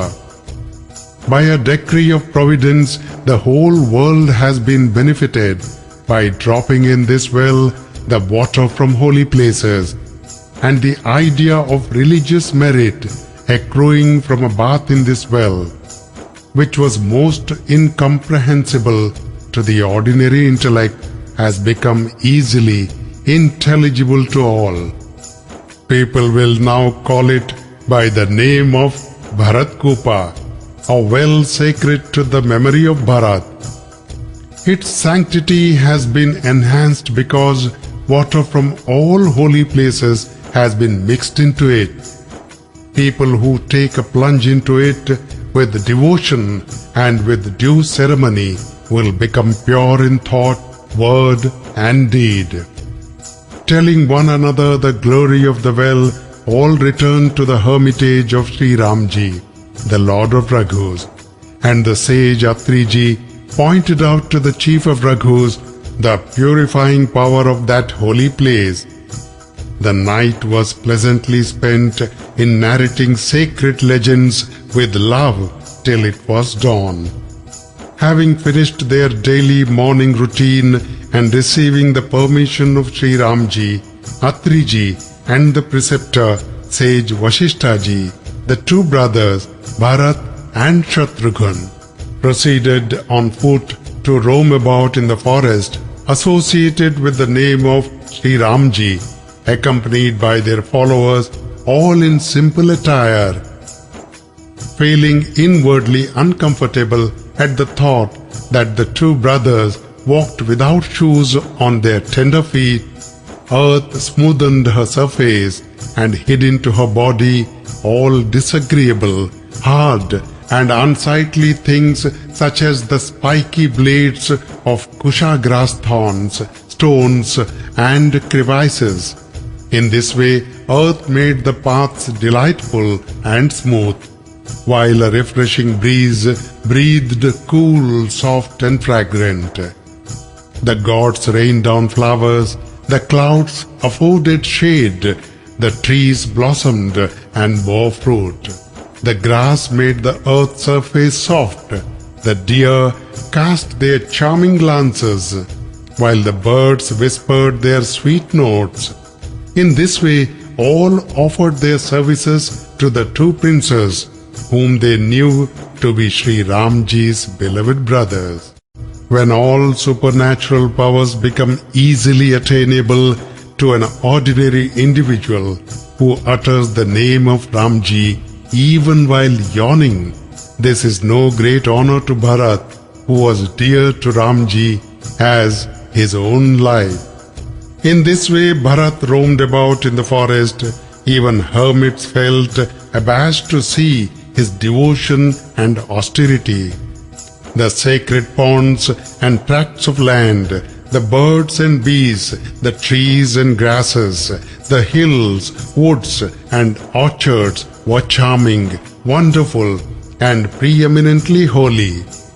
Seeing them all so divine, Bharat asked questions about them, and in reply to them, the great sage Atri ji told him with a glad heart the origin, name, attributes and purifying virtues of each. Taking a dip at one place, they made obeisance at another. Here they beheld sights that were ravishing to the soul, while there they sat down with the permission of the sage and thought of Sita ji and the two brothers Shri Ramji and Lakshman. Seeing Bharat's good disposition, affection and loyal services, the sylvan gods gladly gave him their blessing. The third watch of the day would be half spent when the two brothers returned to their camp and gazed upon the lotus feet of their Lord. Bharat visited all the sacred spots in 5 days.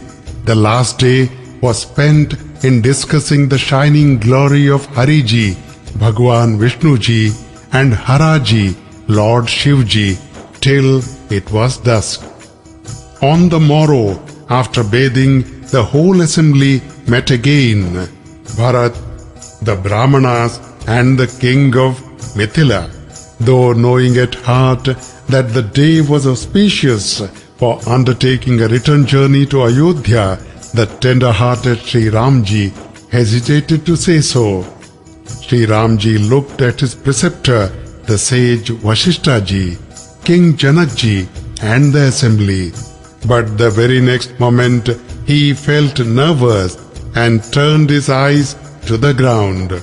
Praising his regard for the others' feelings, the whole assembly thought that nowhere could one find a master so considerate as Shri Ramji.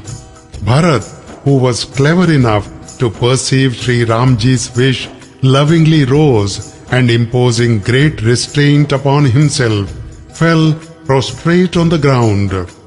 Then joining his palms, he lovingly said, "My Lord, you have granted me all my desires.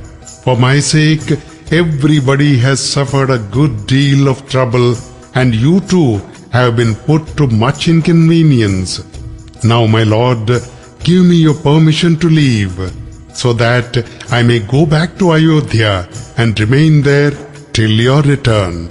Admonish me, O gracious Lord of Koshala, and tell me some means by practicing which for the remaining period of your exile, your servant, that is myself, may be enabled to behold the feet of his merciful master again. Your citizens, your kinsmen, and your other subjects too, my Lord, are all hallowed and steeped in joy because of the love they bear for you and the relationship they have with you.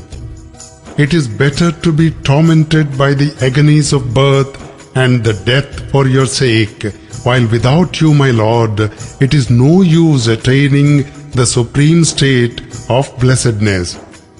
Knowing the hearts of all, and even so, the liking and longings of your servant's heart as well as his way of life, my all-wise Lord, who is a protector of the suppliant, will protect all and will take care of them, both in this world and in the next, till the last.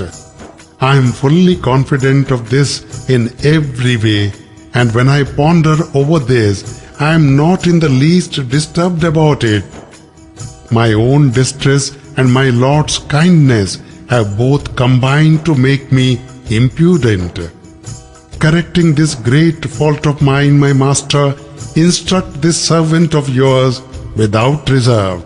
Everyone who heard Bharat's prayer applauded it and said, "This supplication of Bharat is like a signet that sifts milk from water." The all-wise Shri Ramji, the befriender of the afflicted, when he heard the meek and guileless speech of his brother Bharat, replied in terms appropriate to the place, time and occasion. "Brother, it is our preceptor, the sage Vashisth and King Janak ji, who take thought for you and me as well as for our people, whether we be at home or in the forest.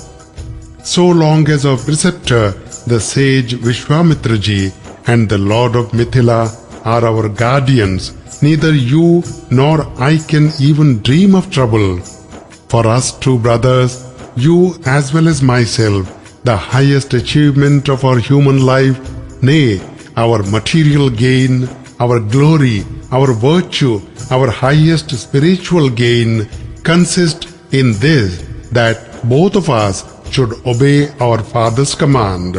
It is in vindicating the king's, our father's reputation, by implementing his word, that our good lies both in the eyes of the world and in the estimation of the Vedas. Those who follow the advice of their preceptor, father, mother and master never stumble even if they tread a wrong path. Pondering thus and putting away all anxiety, go and rule over Ayodhya till the appointed period.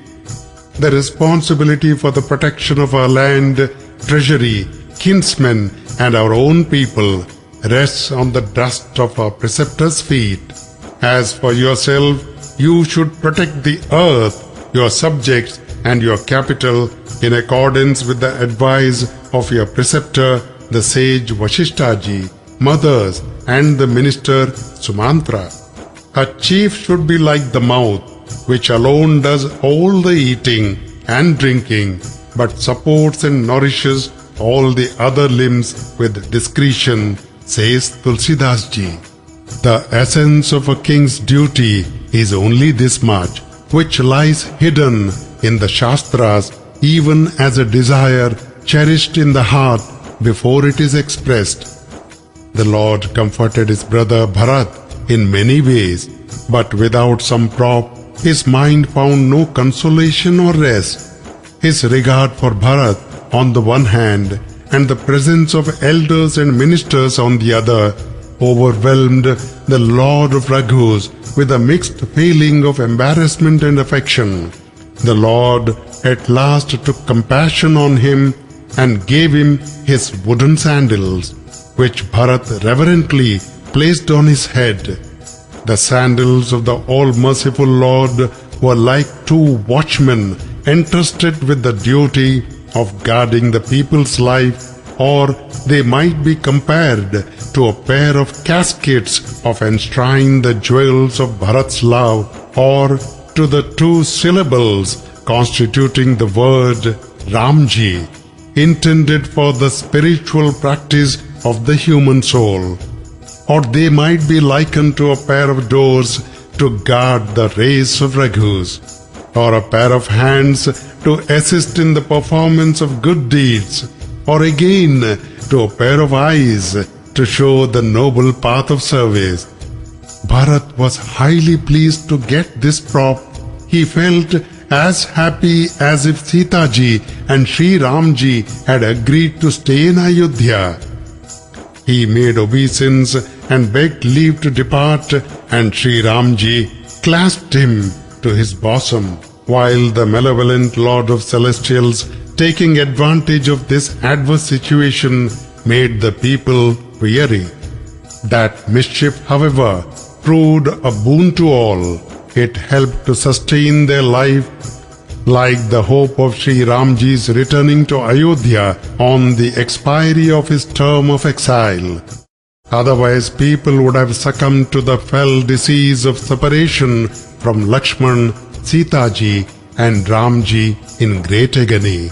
By Shri Ramji's grace, the imbroglio was resolved, and the gods who were hostilely disposed towards the people of Ayodhya now turned out helpful as allies. Shri Ramji locked his brother Bharat in a close embrace. The ecstasy of his love cannot be described in words. His body, mind and speech overflowed with love, and the firmest of the firm lost all firmness. His lotus eyes streamed with tears. Even the assembly of gods was grieved to see his condition. The host of sages assembled there, the preceptor, the sage Vashisth ji, and a champion of firmness like Janak ji, the gold of whose mind had been tested in the fire of wisdom, nay, who were created by Brahma ji as free from all attachment, and were born in this world even as the lotus springs up from water, and yet remains ever above it. Even they were overwhelmed in mind, body and speech, and lost all reason and dispassion when they saw incomparable and boundless affection of Shri Ramji, the chief of Raghus, and Bharat. The affection of Shri Ramji and Bharat, which baffled the wits of King Janak ji and the preceptor Vashisth ji, it would be a great blunder to call it mundane. People would account the poet hard-hearted if they heard him describe the parting of Shri Ramji, the chief of Raghus, and Bharat. The rapture of that delicacy was past all telling. Thinking of the love that manifested itself on the occasion, even eloquence shrunk into itself. Shri Ramji, the chief of Raghus, first embraced Bharat and consoled him, and then he gladly clasped Shatrughan to his bosom. Reading Bharat's mind, his servants and ministers all left and set about their respective duties. The people in both the camps were so distressed to learn this and began to prepare for the return journey.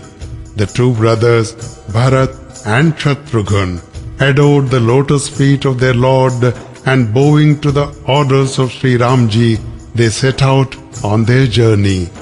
They supplicated the sages, ascetics, and sylvan gods and honored them again and again. Bharat then embraced Lakshman, while Shatrughan bowed to him, and both placed the dust of Sita ji's feet on their head, and receiving her loving benediction, which was the root of all their blessings, they departed. Shri Ramji with his younger brother Lakshman bowed his head to King Janak ji and supplicated and extolled him in many ways. Moved by compassion for us, my Lord, you suffered much and became all the way to this forest with your retinue. Now kindly bestow your blessings on us and return to your capital. At this, the king took courage and departed. The Lord also treated with honor the sages and the other Brahmanas and holy men, and bade goodbye to them with the same respect as is due to Hari ji, Bhagwan Vishnu ji, and Hara ji, Lord Shiv ji. The two brothers, Shri Ram ji and Lakshman, then called on their mother-in-law and having adored her feet and received her blessings, they came back.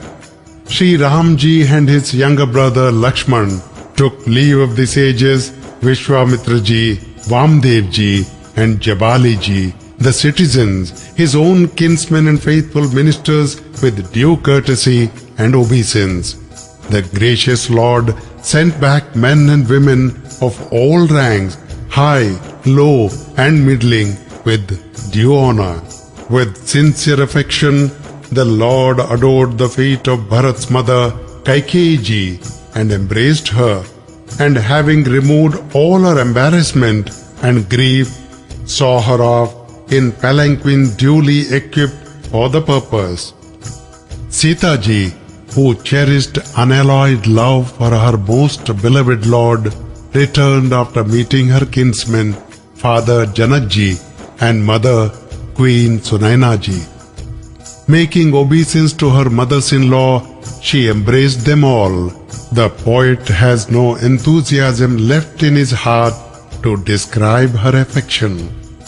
Listening to their advice and receiving benedictions of her liking, Sita ji was lost in the love both of her parents and mothers-in-law. The Lord of Raghus sent for the beautiful palanquins, and with words of consolation he helped all his mothers mount them. The two brothers, Shri Ramji and Lakshman, embraced them again and again with equal affection and sent them off. Equipping the horses, elephants and vehicles of every description, the hosts of Bharat and King Janak ji set out on their journey. With their hearts full of Ramji, Sita ji and Lakshman, all the people went on their journey as if in trance. Even the bullocks, horses, elephants and other animals trudged on against their will, and sad at heart and depressed in spirits, adoring the feet of the Guru, the sage Vashisth ji and the Guru's wife Arundhati ji. The Lord, as well as Sita ji and Lakshman, returned with a mixed feeling of joy and sorrow to their hut of leaves. The Nishad chief was courteously sent away and departed. Leaving the Lord was a great wrench to him. Pressed to return, the Kolas, Kiratas, Bheels and other foresters returned after bowing again and again. The Lord with Sita ji and Lakshman sat down in the shade of banyan tree and grieved over their separation from their near and dear one. He described to his beloved spouse Sita ji and younger brother Lakshman the affection, noble disposition and polite speech of Bharat. Overpowered by love of Shri Ramji, extolled with his own blessed lips Bharat's faith and affection in thought, word and deed. At that time the birds, bees and the fish in water, nay, all the animate and inanimate creatures of Chitrakoot felt disconsolate. The gods, when they saw the condition of Shri Ramji, the chief of Raghus, rained down flowers and told him what had been going on in their homes. The Lord made obeisance and reassured them, and they returned glad of heart, without the least fear in their mind. With Sita ji and his younger brother Lakshman, the Lord shone forth in his hut of leaves. It seemed as if bhakti, devotion, vairagya, dispassion and gyan, wisdom, had appeared in shining forms. The sages and other brahmanas, the Guru, the sage Vashisth ji, Bharat and King Janak ji, the whole host was mentally disturbed on account of their parting with Shri Ramji. Revolving in their mind the numerous virtues of the Lord, all wended their way in silence. Crossing the Yamuna, everyone reached the other bank. The day passed without any food. The next halt was made on the other bank of the Ganga at Srirangverpur, where Shri Ramji's friend Guha made all arrangements for their comfort. Ferrying over the Soi, they bathed in Gomati and reached Ayodhya on the 4th day. King Janakji stayed in the capital for 4 days, looked after the state administration as well as all the state property, and entrusting the reins of the government to the ministers, the Guru, sage Vashishthaji and Bharat. He left for his capital after making all necessary preparations. Following the preceptor's advice, the men and women of the city ensconced themselves in Shri Ramji's capital, Ayodhya. All the people practiced religious austerities and fasted in order to be able to see Shri Ramji again. Discarding all personal adornments and sensuous pleasures, they survived in the hope that the term of his exile would expire soon. Bharat instructed the ministers and the trusty servants who set out about their respective duties as directed. Then calling his younger brother Shatrughan, he admonished him and entrusted him with the service of all their mothers. Summoning the Brahmanas, he made obeisance and joining his palms prayed to them with due courtesy befitting their age. Pray charge me with any duty, high or low, good or indifferent, and hesitate not. He also sent for his kinsmen, citizens, and other people, and setting their mind at rest, established them peacefully. Accompanied by his younger brother Shatrughan, he then called on his preceptor, and prostrating himself before him, submitted with joined palms. With your permission, I will now live a life of penance. Thrilling over with love, the sage replied, whatever you think, speak or do will be the essence of piety in this world. Hearing this advice and receiving the great blessing from his preceptor, Bharat called astrologers and, fixing an auspicious day, happily installed on the throne of Ayodhya the wooden sandals of the Lord. Bowing his head at the feet of Shri Ramji's mother, Kaushalyaji, and his preceptor, sage Vashishthaji, and receiving the permission of the Lord's sandals, Bharat, a staunch upholder of righteousness, erected a hut of leaves at Nandigram and took up his abode there. Wearing a tuft of matted locks on his head and clad in hermit's robes, he dug the earth low and spread thereon a litter of kushagras. In food, dress, utensils, sacred observances and austerities, he devotedly practiced the rigid vow of hermits and professedly discarded in thought, word and deed all adornments of body, wearing apparel and the many pleasures of the sense. The sovereignty of Ayodhya was the envy even of Indraji, the Lord of Celestials, while the very report of the riches possessed by Dasharathji put to shame even Kubera, the god of riches. Yet in that city Bharat dwelt as indifferent as a bee in a garden of champaka flowers. The blessed souls who are devoted to Shri Ramji renounce like vomit the splendor of Lakshmiji, the wealth and enjoyments of the world. As for Bharat, he was the beloved of Shri Ramji and did not owe his greatness to this achievement. The Kataka bird is praised for its consistency and the swan for its power of discrimination, sifting milk from water. His body grew thinner day by day, his fat was reduced, yet his strength of body and the charm of his face remained the same.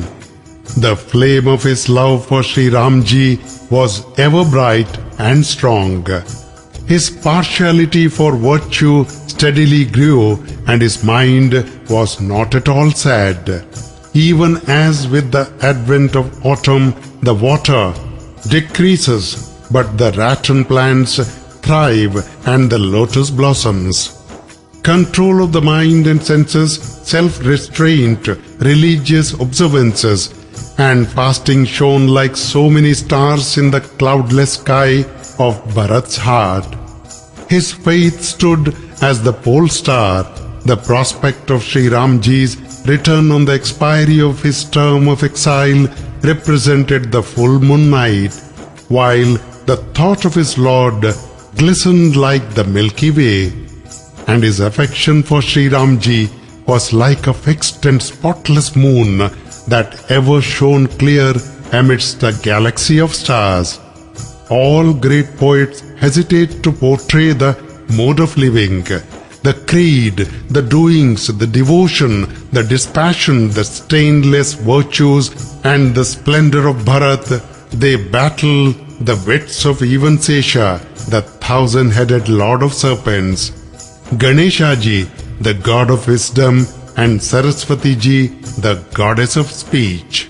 He daily worshipped the Lord's sandals with a heart overflowing with affection, and constantly referred to them in the disposal of the many affairs of the state.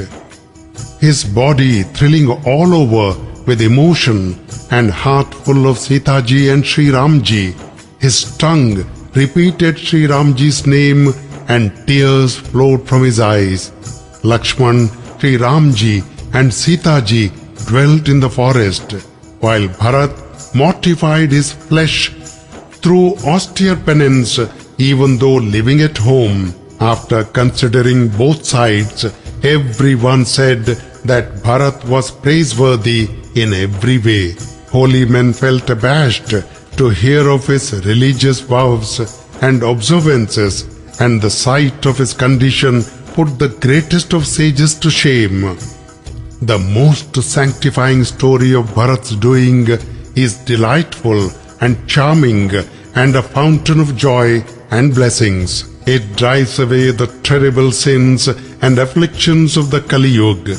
It is a veritable sun to disperse the night of the great delusion which has thrown us into this world, and is a lion, the king of beasts, for crushing the herd of elephants in the shape of sins and allays all kinds of sufferings. It delights the devotees, relieves the burden of transmigration, and is the essence of the moon of devotion to Shri Ramji. If Bharat, who brimmed over with nectar of devotion to Sita ji and Shri Ramji, had never been born, who would have practiced the difficult vow of self-abnegation and austerity and control of the mind and senses that transcended the imagination of even sages? Who would have dispelled the vows, burning agony, poverty, hypocrisy, and other evils of the world through his fair renown? And who in this Kali Yuga would have forcibly diverted the mind of villains like Tulsidas ji towards Shri Ramji? Whosoever reverently hear, says Tulsidas ji, the story of Bharat with strict regularity shall assuredly acquire devotion to the feet of Sita ji and Shri Ramji, and a distaste for the pleasures of life. Thus ends the second descent into the Manas lake of Shri Ramji's exploits that eradicates all the impurities of Kali Yuga. End of Ayodhya Kand. Jai Shri Ram, Jai Shri Ramji.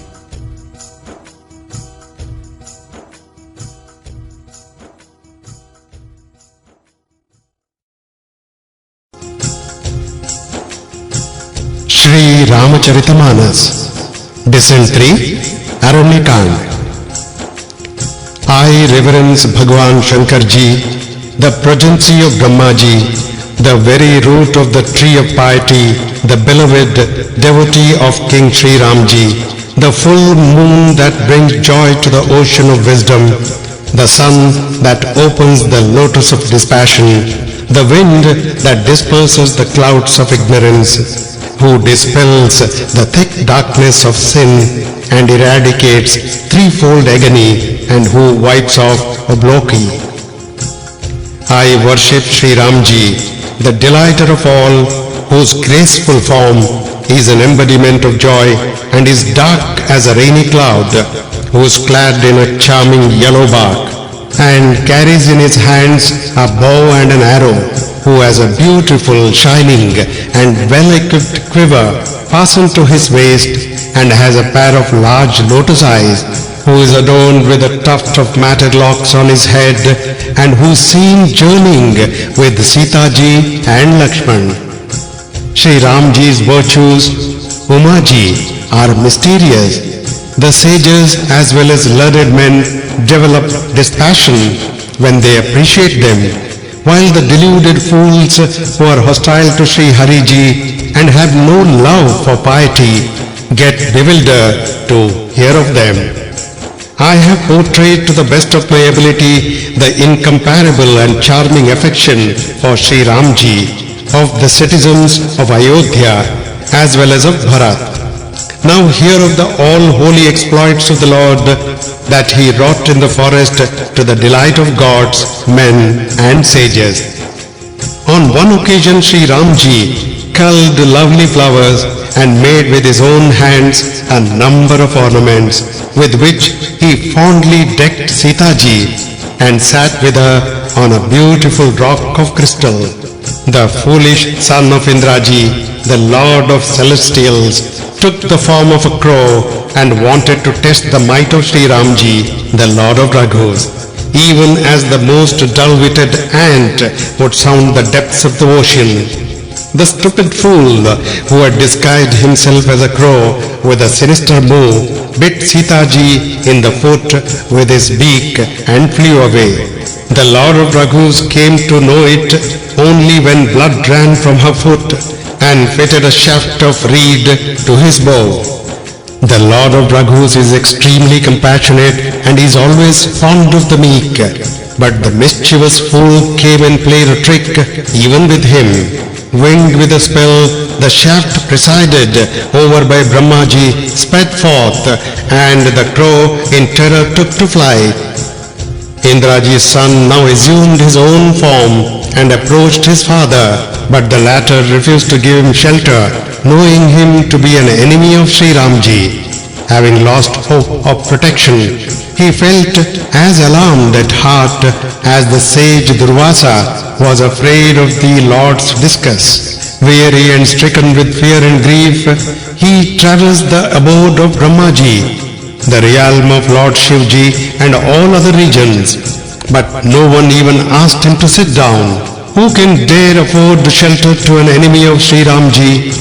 Listen, Garuda, mount of Shri Hariji, a mother becomes as terrible as death, and a father assumes the role of Yama, the god of death. Ambrosia turns into venom, and a friend becomes as hostile as 100 enemies. The celestial river Ganga is converted into the Vaitharni. Nay, the whole world becomes hotter than fire to him who is inimical to Shri Ramji. The sage Naradji saw Jayanta, Indraji's son, in distress and was moved with pity. For saints are always tender of heart. The sage sent him immediately to Shri Ramji and he cried out, "Save me, O friend of the suppliant!" Bewildered and terrified, he went and clasped his feet and said, "Mercy, mercy, O gracious Lord of Raghus, I could not perceive your incomparable might and matchless glory. Dull-witted as I am, I have reaped the fruit borne by my own actions and have now sought refuge in you. Protect me, my Lord." When the all-merciful Lord heard his most piteous appeal, he let him go with the loss of one eye, O Parvati ji.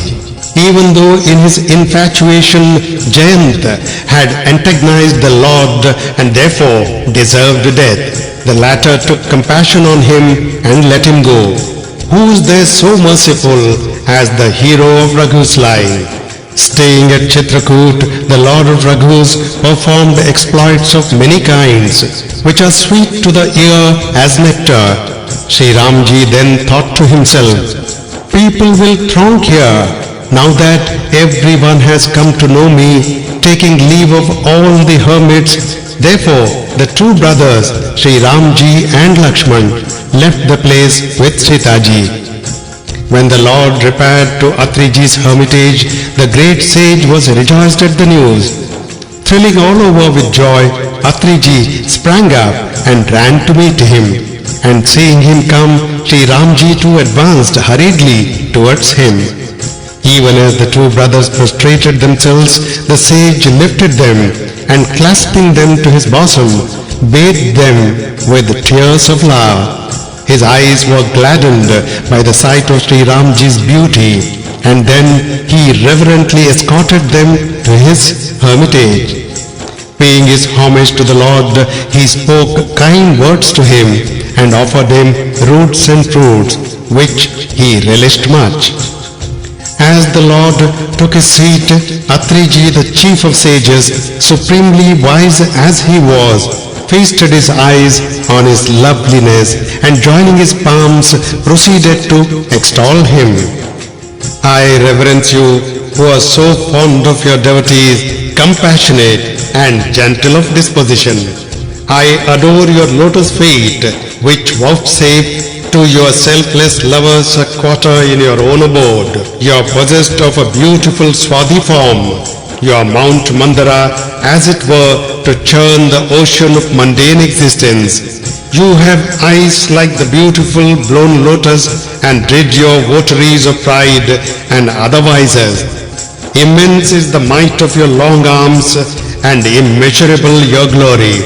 You carry on your person a quiver, a bow and an arrow, O Lord of the three worlds.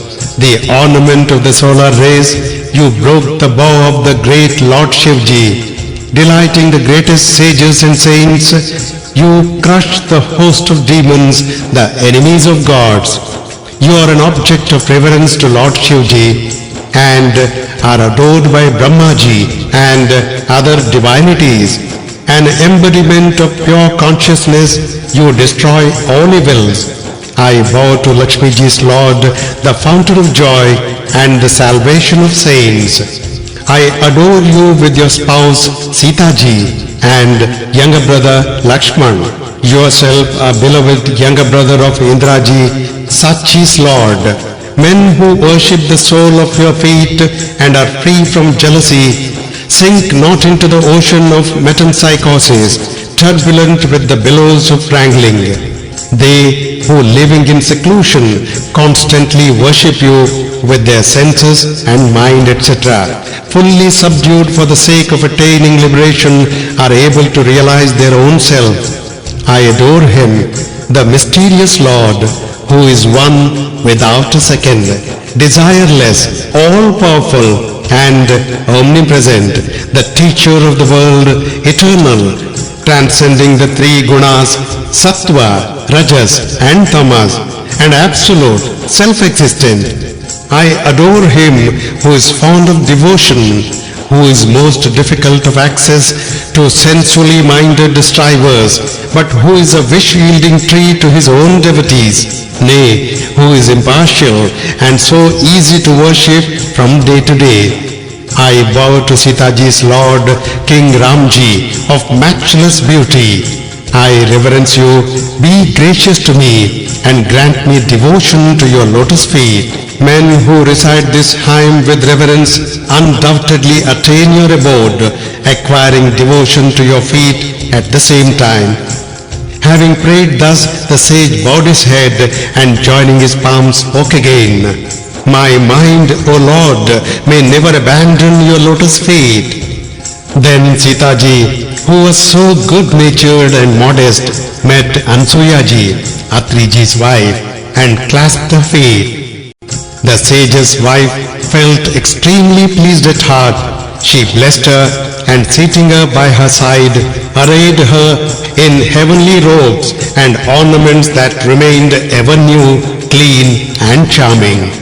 In affectionate and mild tones, the holy woman then proceeded to discourse on some wifely virtues, making her an occasion for such discourse.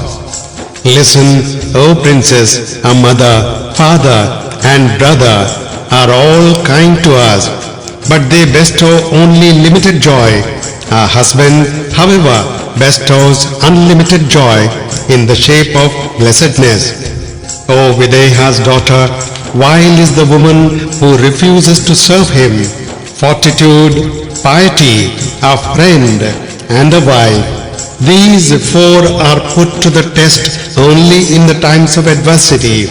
A woman who treats her husband with disrespect even though he is old, sick, dull-headed, indignant, blind, deaf, wrathful, or most wretched shall suffer various torments in hell, the abode of Yama. Devotion of body, speech and mind to her Lord's feet is the only duty, sacred vow and penance of a woman. There are 4 types of faithful wives in this world. So declare the Vedas, the Puranas and all the saints. A woman of the best type is convinced in her heart of hearts that she cannot even dream in this world of a man other than her Lord. The middling regards another's husband as her own brother, father or son according to his age. She who is restrained by considerations of virtue or by the thought of a race is declared by the Vedas as a low woman, and know her to be the lowest woman in this world, who is restrained only by fear and want of opportunity. The woman who deceives her husband and loves a paramour is cast for 100 cycles into the worst form of hell, known by the name of Raurav. Who is so depraved as the woman who for the sake of moment's pleasure reckons not the torment that shall endure for 1,000 million births? The woman who sincerely takes a vow of fidelity to her husband easily attains the highest state, while she who is disloyal to her Lord is widowed as soon as she attains her youth, wherever she may be reborn. A woman who is impure by her very birth, but she attains a happy state hereafter by serving her Lord, it is due to her loyalty to her husband that Tulsi Ji is loved by Shri Hari Ji even to this day, and her glory is sung by all the 4 Vedas. Listen, Sita, women will maintain their vow of fidelity to their husband by invoking your very name. Shri Ramji being dear to you as your own life, it is for the good of the world that I have spoken to you on the subject. Janakji's daughter Sita Ji was overjoyed to hear this discourse and reverently bowed her head at the feet of Ansuya Ji. The all-merciful then said to the sage, "With your permission, I would go to some other forest. Continue to shower your grace on me, and knowing me to be your servant, never cease loving me."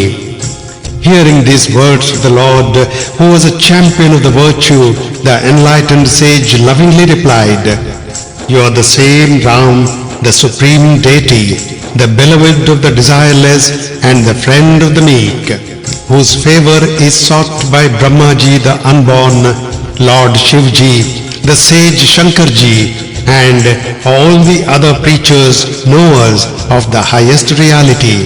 And yet you are addressing such polite words to me. I now understand the wisdom of Shri Goddess Lakshmi Ji, who chose you as her Lord, to the exclusion of all other gods. How can he who is unequaled and unsurpassed by anyone else be less amiable than he is? How can I say, 'You may go now, my Lord'? Tell me, my master, knowing as you do the hearts of all." Having spoken thus, the sage kept gazing on the Lord, thrilling all over with emotion, and his eyes flowing with tears.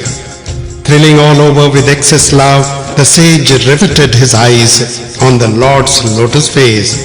He thought to himself, "What prayers did I mutter, and what austerity did I perform that I was enabled to behold with my own eyes the Lord, who is beyond all knowledge and transcends the three gunas as well as the senses and mind. It is through jap, muttering of prayers, yoga, concentration of mind, and a host of religious observances that man acquires devotion which is incomparable as a means of God realization. So does Tulsidas ji sing the all-holy exploits of Shri Ramji, the hero of Raghu's line, day and night. The praises of Shri Ramji destroy the impurities of the Kali Yuga, subdue the mind and are a source of delight. Shri Ramji remains ever propitious to those who listen to them with reverence. This terrible age of Kali Yuga is a repertory of sins, piety, spiritual wisdom, yoga or jap are out of place in this age. They alone are wise who worship Shri Ramji, giving up all other hopes. Bowing his head at the lotus feet of the sage, Shri Ramji, the Lord of celestials, human beings and sages, proceeded to the woods. Shri Ramji walked foremost, while Lakshman followed him in the rear, both appearing most lovely in the garb of hermits. Between the two, Sita ji, who was the same as the Shri, goddess of prosperity, shone forth like Maya, which stands between Brahmaji, the Absolute, and the Jiva, the individual soul. Rivers and thickets, hills and rugged valleys recognized their Lord and gave him a smooth passage. Wherever the divine Lord of Raghus passed, the clouds made a canopy in the heavens.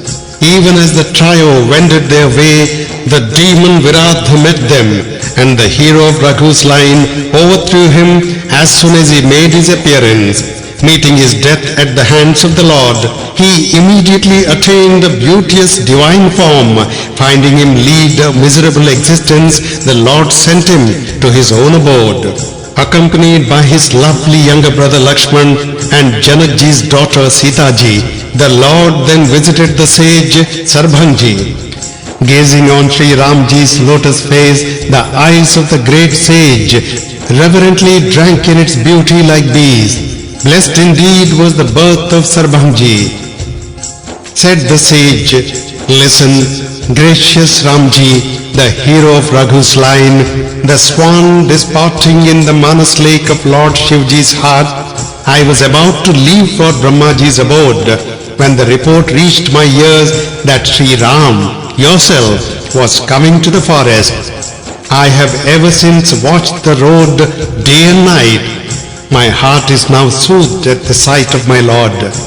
I have accomplished nothing to deserve your grace, yet you have shown your grace to me, knowing me to be your humble servant. Really speaking, however, you have done me no favor, my Lord. You have only redeemed your vow, O stealer of your devotees' hearts.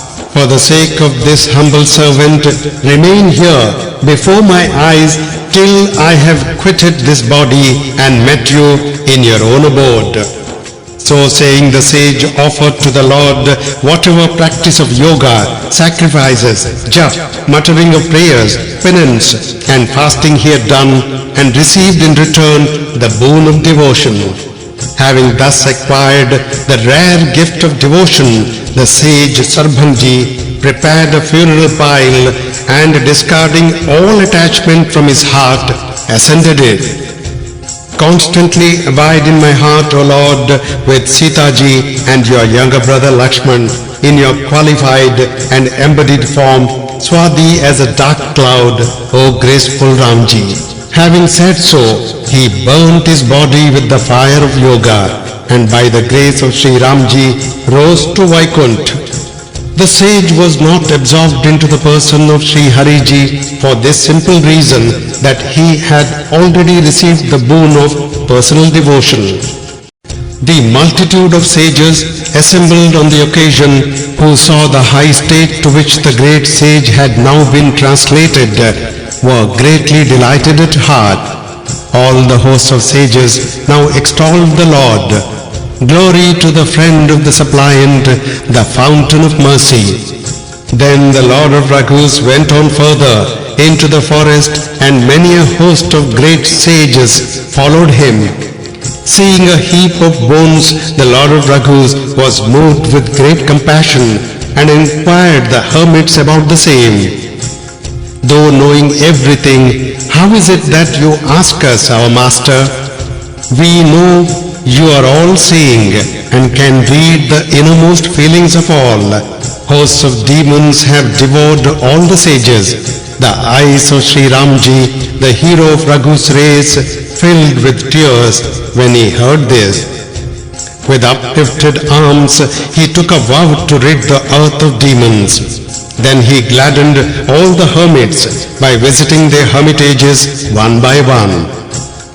The sage Agastyaji had a learned disciple, Sutikshan by name, who was a great lover of the Lord. He was devoted to Shri Ramji's feet in thought, word and deed, and had no faith in any other deity, even in dream. As soon as the news of the Lord's approach reached the ears, he rushed out hurriedly, indulging in his own fancy. Will the Lord of Raghus, the befriender of the meek, O good heavens, ever show his grace to the wretch like me? Will Lord Shri Ramji and his younger brother receive me as their own servant? I have no unswerving faith in my heart, nor is my mind illumined by the light of devotion, dispassion or wisdom. I have no association with saints and practice neither yoga, concentration of mind, nor jap, muttering of prayers, nor the ritual, nor do I claim any steadfast devotion to the Lord's lotus feet. I bank on one characteristic of the all-merciful Lord. He holds the devotee dear who depends exclusively on him. This inspires me with the hope that my eyes will be rewarded today by the sight of the Lord's lotus face that delivers one from the bondage of worldly existence. The wise was drowned in a flood of love. His condition, O Parvati ji, cannot be described in words. He had no idea of the four quarters, much less of the intermediate points of the compass, nor could he make out the track. He did not know who he was or whither bound. He would now turn back and then resume his journey in the same direction. And now he would dance and sing songs of praise. The sage had been gifted with the devotion of the nature of intense love, and the Lord watched him hiding behind a tree. When the hero of Raghu's line, who dispels the fear of transmigration, saw the sage's excessive love, he revealed himself in his heart. The sage sat motionless in the middle of the road, his body bristling like a jackfruit with its hair standing on end. The Lord of Raghus thereupon drew near and was delighted at heart to see the state of his devotee. Shri Ramji tried many ways to rouse the sage, but he would not wake, lost as he was in the ecstasy of his vision. Shri Ramji then withdrew his kingly guise and manifested his four-armed form in the sage's heart. The sage thereupon started up in great agony, growing as restless as a noble serpent that has lost the gem on its head. But seeing before him the blissful Ramji in his swarthy form with Sitaji and his younger brother Lakshman, the great and blessed sage was overwhelmed with affection and dropped like a log at his feet. Taking him in his long arms, the Lord lifted him and with utmost affection pressed him to his bosom. While embracing the sage, the gracious Lord shone forth like a tamala tree meeting a tree of gold. The sage gazed on Shri Ramji's face, standing motionless like a figure drawn in a picture. Summoning courage in his heart and clasping his feet again and again, the sage then conducted the Lord to his hermitage and offered him homage in many ways. Said the sage, "Listen, O Lord, to my prayer. How am I to hymn your praises? For immeasurable is your glory, and scant my wit, which is as insignificant as the flash of a firefly before the sun. I constantly glorify Shri Ramji, the chief of Raghus, with a body dark as a string of blue lotuses, wearing a crown of matted locks on his head, and clad in a hermit's robes, and carrying a bow and arrow in his hands, with a quiver fastened to his waist. The fire which consumes the thick forest of delusion, the sun that brings delight to the lotus-like saints, the lion who kills the herd of elephants in the form of demons, the hawk that kills the bird of metempsychosis, may he ever protect us. He extols Shri Ramji, whose eyes resemble the red lotus, who is elegantly dressed, who is full moon to Sitaji's kakora-like eyes, who is a cygnet disporting in the Manas lake of Lord Shivji's heart, and who has broad chest and long arms, a Garuda to devour the serpent of doubt, the queller of despair induced by heated controversy, the uprooter of transmigration, the delighter of gods, the embodiment of compassion. May he ever protect us. I sing the praise of Shri Ramji, the reliever of earth's burden, who is both with and without attributes, who is partial as well as impartial, who transcends knowledge, speech and the senses and has no compeer, nay, who is all pure, all comprehensive, faultless and unlimited. A veritable garden of wish-yielding trees to his devotees, who keeps away wrath, greed, pride and lust, who is most urbane in manners and the bridge to cross the ocean of mundane existence. May that champion of the solar rays ever protect me. Matchless in power of arm, the home of strength, the armor for the protection of the righteousness, endowed with a host of delightful virtue, may that Ramji, whose very name wipes out the greatest sins of the Kali Yuga, be ever propitious to me.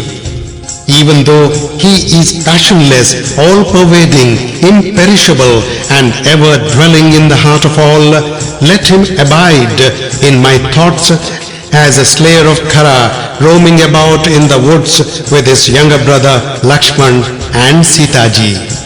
Let alone, my Lord, those who know you to be both with and without attributes and witness of all hearts. As for myself, may Shri Ramji, the lotus-eyed Lord of Kaushala, take up his abode in my heart. Let not this exalted feeling disappear from my mind even in an unguarded moment that I am his servant and the Lord of Raghus my master. Shri Ramji was delighted at heart to hear the sage's words, and in his delight he pressed the great sage to his bosom again. Know me to be supremely pleased, O sage. I am prepared to grant you any boon you may choose to ask.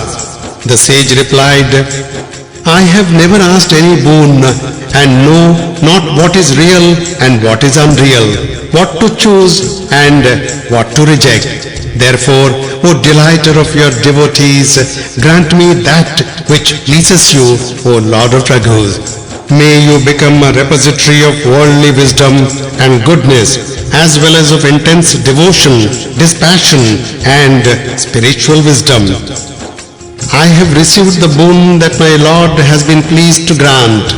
Now vouchsafe to me that which is cherished by me. Armed with a bow and arrow and accompanied by your younger brother and Janakji's daughter Sitaji, O Lord Shri Ramji, pray dwell forever like a moon in the firmament of my heart, though free from every desire. So be it, said Shri Ramji, the abode of Lakshmiji, as he joyously started on his visit to the jar-born sage Agastyaji. It is a long time since I saw my Guru and came to live in this hermitage. Now, my Lord, I will go with you to see my Guru. Thus, I am not putting you under any obligation. The fountain of mercy saw through the sage's cleverness, and both the brothers smiled as they took him with them. Discoursing on the way on the incomparable cult of devotion to his own feet, Shri Ramji, the king of the gods, arrived at the hermitage of the sage Agastyaji. Sutikshan immediately saw his guru, and after prostrating himself before the latter, thus addressed him, "My lord, the two sons of King Dasharathji, Kaushala's lord, the support of the world, have come to see you. Shri Ramji, accompanied by his younger brother Lakshman and Videha's daughter Sita ji, whose name you repeat night and day, venerable sir." Agastyaji started up as soon as he heard this and ran. At the sight of Shri Hariji, his eyes filled with tears. The two brothers fell at the sage's lotus feet, but the sage took and clasped them to his bosom with utmost affection. Courteously inquiring after their welfare, the enlightened sage conducted them to an exalted seat and then offered worship in various ways to the Lord, saying, "There is no other man so blessed as I am." Whatever other sages had assembled there were all delighted to behold the fountain of joy. As he sat in the midst of the assembly of sages, with his face turned towards all, and their eyes fixed on his moon-like face, they seemed like a bevy of kakora birds gazing on the autumnal moon. Then said Shri Ramji, the hero of Raghu's line, to the sage, "I have nothing to hide from you, my lord. You know what for I have come. That is why, Holy Father, I have not dwelt at length on this point. Now, my good sir, give me some advice, by following which I may be able to kill the enemies of the hermits." The sage smiled when he heard the Lord's remarks. "With what intention have you asked me this question? It is by virtue of my devotion to you, O destroyer of sins, that I know a bit of your glory. Your Maya, creative energy, is like a huge tree of the species known by the name of Udumbara, with the countless multitudes of universe for its clustering fruits. The animate and the inanimate beings inhabiting the various universes are like the insects that dwell inside the fruits and know of no other fruit besides the one they inhabit. The relentless and dreadful time spirit devours these fruits, but even that all-devouring time ever trembles in fear of you. You, who are the Caesarean lord of all the regional lords, have asked my advice as though you were an ordinary human being. I ask this boon of you, O home of mercy. Pray dwell in my heart with your spouse Sita ji and younger brother Lakshman, and let me have intense devotion, dispassion, fellowship with the saints and the unbroken love for your lotus feet. Even though I know you to be the same as the invisible and infinite Brahmaji, the Absolute, who can only be realized and cannot be known by any other means, and is adored by the saints, and even though I depict you as such, I feel enamored of your qualified form again and again. You have always exalted your servants, that is why you have thought fit to consult me, O Lord of Raghus. There is, my Lord, a most charming and holy spot. It is called Panchavati. Sanctify the Dandaka forest where it is situated and redeem it from the terrible curse of the great sage Shukracharya. Take up your abode there, O Lord of Raghu's line, and show your grace to all the sages. On receiving the sage's permission, Shri Ramji departed and drew near to Panchavati in no time. He met Jatayu, the king of vultures, and developing friendship with him in many ways, the Lord stayed near the Godavari, where he made himself a thatched hut of leaves. From the time Shri Ramji took up his abode there, the sages lived happily and were rid of all fear. The hills, woods, streams and lakes were suffused with beauty and grew yet more lovely day by day. The birds and deer were full of joy, and the bees with their sweet humming looked very charming. Not even Sesha, the king of serpents, would be able to describe the forest which was adorned by Shri Ramji, the chief of Raghus, in his manifest form. Once upon a time, as the Lord was sitting at ease, Lakshman addressed him in guileless words. O Lord of gods, human beings, sages, and all animate and inanimate creation, I ask of you as of my own master, instruct me, my Lord, how I may be able to adore the dust of your feet to the exclusion of everything else. Discourse to me on spiritual wisdom and dispassion, as well as on Maya, illusion, and also speak to me about bhakti, devotion, which you make an occasion for showering your grace. Also explain to me all the difference between God and the individual soul, so that I may be devoted to your feet and my sorrow, infatuation, and delusion may disappear. I will explain everything in a nutshell. Listen, dear brother, with your mind, intellect, and reason fully absorbed. The feeling of I and mine and you and yours is Maya, illusion, which holds sway over all created beings. Whatever is perceived by the senses and that which lies within the reach of the mind, know it all to be Maya, and hear of its divisions too. They are two, that is, knowledge and ignorance. The one, ignorance, is vile and extremely painful, and has cast the ego in the sink of worldly existence. The other, knowledge, which brings forth the creation and which holds sway over the three gunas, sattva, rajas, and tamas, is directed by the Lord and has no strength of its own. Spiritual wisdom is that which is free from all blemishes in the shape of pride, etc., and which sees the Supreme Spirit equally in all.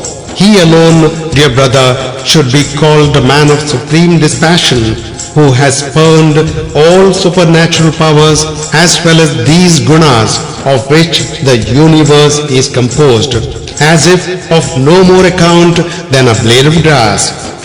That alone deserves to be called a jiva, individual soul, which knows not Maya, nor God, nor one's own self. And Shivji, God, is He who awards bondage and liberation according to one's deserts, transcends all, and is the controller of Maya. Dispassion of results from the practice of virtue, while spiritual wisdom comes from the practice of yoga, concentration of mind, and wisdom is the best hour of liberation. So declare the Vedas. And that which melts my heart quickly, dear brother, is devotion, which is the delight of my devotees. It stands by itself and requires no prop, whereas Gyan, knowledge of God in his absolute formless aspect, and Vigyan, knowledge of the qualified aspect of God, both with and without form, depend on it. Devotion, dear brother, is incomparable and the very root of bliss. It can be acquired only by the favor of saint. I now proceed to tell you at some length the means of acquiring devotion, an easy path by which men find me. In the first place, a man should cultivate excessive devotion to the feet of the Brahmanas, and secondly, he should remain engaged in his own duty according to the lines laid down by the Vedas. This induces an aversion to the pleasures of the sense, and dispassion in its turn engenders a love for my cult, the cult of devotion. This will bring steadfastness in the 9 forms of devotion, such as Shravan, hearing of the Lord's praises, etc., and the mind will develop an excessive fondness for my sports. Again, one should be extremely devoted to the lotus feet of saints and should be persistent in the practice of adoration through mind, speech, and action. He should recognize me as his preceptor, father, mother, kinsman, lord, deity, and all, and should be steadfast in my service. A thrill runs through his body as he sings my praises. His voice gets choked and his eyes flow with tears. He is free from lust and other vices, pride and hypocrisy. I am ever at the beck and call of such a devotee. Nay, I ever repose in the lotus heart of those who depend on me in thought, word and deed, and who worship me in a disinterested way. Lakshman was greatly delighted to hear the above discourse on the discipline of bhakti, devotion, and bowed his head at the feet of the Lord. In this way, some days were spent in discoursing on dispassion, spiritual wisdom, goodness, and morality. Now Ravan, the notorious demon king of Lanka, had a sister, Shurpanaka, a woman having nails as big as a winnowing fan by name, who was foul-hearted and cruel as a serpent. She once went to Panchavati and was smitten with pangs of love at the sight of the two princes. Be he her own brother, father or son, O Garuda, a wanton woman gets excited and cannot restrain her passion, even as the sun shone emits the fire when it is brought in front of the sun. Having assumed a charming form, she approached the Lord and with many a smile addressed the following words to him. There is no man like you and no woman like me. It is with great deliberation that God has made this pair. I have ransacked the 3 spheres but have found no suitable match for me in the whole universe. It is for this reason that I have till now remained a virgin. My mind has been set at rest a bit only after seeing you. The Lord cast a glance at Sita ji and said only this much. My younger brother is a bachelor. She went to Lakshman, who knowing that she was their enemy's sister, looked at this Lord and spoke in gentle tones. Listen, fair lady, I am his servant and a dependent, thus you will have no comforts with me. My Lord is all-powerful and the sovereign king of Ayodhya. Whatever he does will be worthy of him. A servant who aspires happiness, a beggar who expects honor, a person addicted to some vice who hopes for riches, a profligate who seeks a blessed state after death, an avaricious man who covets fame, and a proud man who expects the 4 prizes of life. All these men expect to get milk by milking the heavens. Again she turned and came to Shri Ramji, but the Lord sent her back to Lakshman. Said Lakshman, he alone will wed you, who deliberately casts all shame to the winds. Thereupon she went fretting and foaming to Shri Ramji and revealed her frightful and demoniac form. The Lord of Raghu saw that Sita ji was terrified and made a sign to his younger brother Lakshman. With great agility, Lakshman struck off her nose and ears, thereby inviting Ravan through her to a contest as it were. Without nose and ears, she wore a hideous aspect and looked like a mountain flowing with torrents of red ochre. She went sobbing to Khara and Dushna. Fie upon your manhood and strength, brothers. Questioned by them, she told them everything in detail. Hearing her report, the demon chiefs gathered an army. Swarming multitudes of demons of diverse shapes rushed forth like hosts of winged mountains of collyrium on vehicles of various kinds. They were infinite in number and were armed with terrible weapons of various kinds. They placed at their head Shurpanakha, shorn of her ears and nose, and thus presenting an inauspicious sight. Numberless ill omens of fearful nature occurred to them, but the host heeded them not, doomed as they all were to death. They roared and bullied and sprang in the air, and the champions were filled with excessive joy to see the army. Said one, capture the 2 brothers alive, and having captured them, kill them and carry off the woman.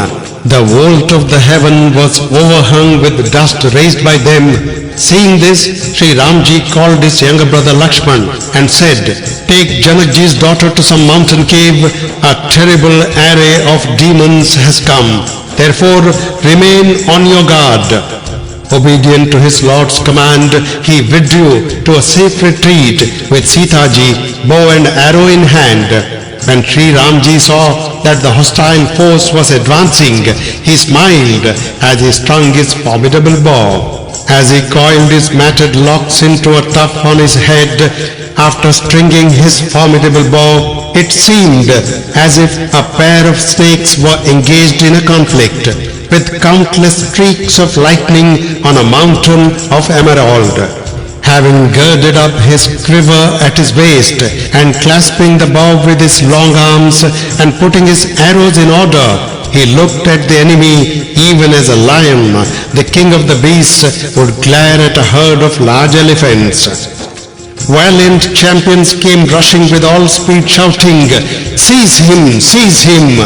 even as the demons closed round upon the rising sun, finding it all alone. Valiant champions came rushing with all speed, shouting, "Seize him! Seize him!" even as the demons closed round upon the rising sun, finding it alone. Even as they beheld the Lord, the invading warriors could not discharge their arrows. The whole demon host became powerless. Khara and Dushna summoned their ministers and said, "This prince, whoever he may be, is an ornament of the human race. Of all the Nagas, demons, gods, human beings and sages that exist in this universe, we have seen, vanquished or slain many. But during our whole life, listen to us, our brother and all, we have never beheld such beauty. Even though he has disfigured our sister, he does not deserve death, fearless as he is among men. Surrender to us at once the woman you have put in hiding somewhere and return home with your life, both you and your brother. Deliver this message of mine to him and return immediately with his reply." The heralds went to Shri Ramji and delivered the message to him, in reply to which Shri Ramji smilingly said, "We are Kshatriyas by birth and are given to hunting in the woods. Wretches like you are the game that we are tracking. We are never dismayed at the sight of a mighty foe and would give battle to death himself if he ever appeared before us. Though human beings, we are the exterminators of the race of demons, and though youthful in appearance, we are the protectors of the hermits and the torment of the wicked. If you have no strength to fight, you had better return home. I will never kill an enemy who has turned his back upon the field of battle. When you have come up to fight, it would be the height of weakness to play willy pranks or show compassion to your enemy." The heralds returned forthwith and repeated all that they had been told. The heart of Khara and Dushna was on fire when they heard of it. Their heart was on fire and they exclaimed, "Capture him!" Hearing which, fierce demon champions rushed forth, all armed with bows and arrows, steel clubs, pikes, spears, scimitars, maces and axes. First of all, the Lord gave his bow a twang, shrill, terrific and fearful, which deafened the ears of and dismayed the demons who had no sense left in them. Having learned that they were confronting a powerful enemy, the demon warriors now rushed with caution and began to hurl missiles and weapons of various kinds on Shri Ramji. The hero of Raghu's line, however, tore them into pieces as small as sesame seeds, and then drawing the bowstring to his ear let fly his own arrows. Then the terrible arrows sped forth, hissing like so many serpents. Shri Ramji got infuriated in battle, and arrows, exceedingly sharp, flew from his bow. The demon warriors turned and fled when they found the arrows so very keen. The three brothers, Khara, Dushna and Trishira, now flew into rage. "Whoever flees from the battlefield will be killed by us with our own hands." At this the warriors turned back, fully resolved to die, and made a frontal attack with weapons of every description. Perceiving that the enemy was exceedingly furious, the Lord fitted arrows to his bow and discharged many a shaft of Naraka type, with the result that frightful fields began to be mowed down. Trunks, heads, arms, hands and feet began to drop to the ground here and there and everywhere. Pierced by shafts, they yelled and their trunks fell like mountains. The bodies of the warriors were torn into 100 pieces, and resorting to deceptive methods, they stood up again. A number of arms and heads flew through the air, and headless trunks ran to and fro. Birds like kites and crows and jackals wrangled in a cruel and awful way. Jackals wrangled ghosts, spirits and fiends filled with the bowls of skulls with blood. Devils clashed the heads of slain warriors like cymbals, and the yoginis danced. Shri Ramji's fierce arrows tore to pieces the leaders' breast, arms and heads. Their bodies fell on every side, but stood up again to fight with the terrible cries of seize, capture. Vultures flew away with the end of entrails in their claws, while the goblins scampered with the other end held in their hands. One might fancy numberless children of the town of the battlefield were flying kites. A large number of champions that had been smitten or knocked down, or whose breast had been torn, lay mourning. Finding their army in distress, leaders like Trishira, Khara and Dushna turned towards Shri Ramji. Countless demons hurled furiously against the hero of Raghu's line arrows, spears, iron clubs, axes, javelins and daggers all at once. In the twinkling of an eye, the Lord warded off the enemy's shafts and sent forth his own arrows, planting 10 shafts in the breast of each champion of the demon host. The leaders fell to the ground, but rose again and joined in the fray. Yet they would not die and played very many tricks. The gods trembled with fear when they saw that the demons numbered 14,000, while the Lord of Ayodhya was all alone. Finding the gods and sages alarmed, the Lord, who is the controller of Maya, cosmic illusion, wrought a great miracle. The demons saw one another in form of Shri Ramji, so that the enemy's warriors fought among themselves and perished. They quitted their bodies crying, Ramji, Ramji, and thereby attained the state of eternal bliss. Falling back upon this advice, the ocean of mercy killed the enemy in an instant. The gods in their exultation rained down flowers, and kettle drums sounded in the heavens, and hymning their praises one after another, they all left, shining in their cars of various patterns. When the Lord of Raghus had vanquished the foe in battle, the gods, human beings and sages were all rid of fear. Then Lakshman brought Sita ji back, and as he fell at his feet, the Lord joyously clasped him to his bosom.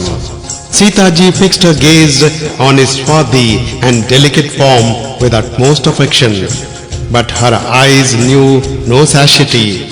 Thus, dwelling at Panchavati, the blessed Lord of Raghus performed deeds that delighted gods and sages alike.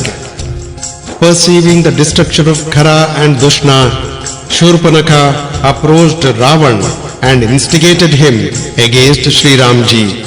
In great fury, she rated him in the following words: discarding all thought of your realm and exchequer, you drink and sleep day and night, and take no heed of the enemy, who is now at your very door. Sovereignty without political insight, wealth divorced from virtue, noble deeds that have not been offered to Shri Hariji, God, and learning which does not beget wisdom is nothing but fruitless labor to the man who has gained such kingdom or wealth. to the doer of the noble acts and to the student respectively. A recluse is quickly undone by attachment, a king by evil counsel, wisdom by conceit, modesty by drinking, friendship by want of love, and man of merit by vanity. Such is the maxim I have heard. As enemy, a melody, fire, sin, a master, and a serpent are never to be accounted trifles. So saying, and with profuse laments, she set to weeping. In her distress, she threw herself down in Ravan's court, and with many a tear said, "Do you think, my 10-headed brother, that I should be reduced to this state, even though you are alive?" On hearing this, the courtiers rose in great bewilderment. Taking her by the arm, they lifted her up and comforted her. Said the king of Lanka, "Tell me what had happened to you. Who has struck off your nose and ears?" 2 sons of Dasharath Ji, the lord of Ayodhya, who are lions among men, are out for hunting in the woods. The estimate that I have formed of their doing is that they will rid the earth of demons. Replying on the might of their arm, O 10-headed Ravan, the hermits roam about the woods without fear. Though quite young to look at, they are terrible as death, the staunchest of archers and accomplished in many ways. Both brothers are unequaled in might and glory, devoted to the extermination of the wicked. They are a source of delight to gods and sages.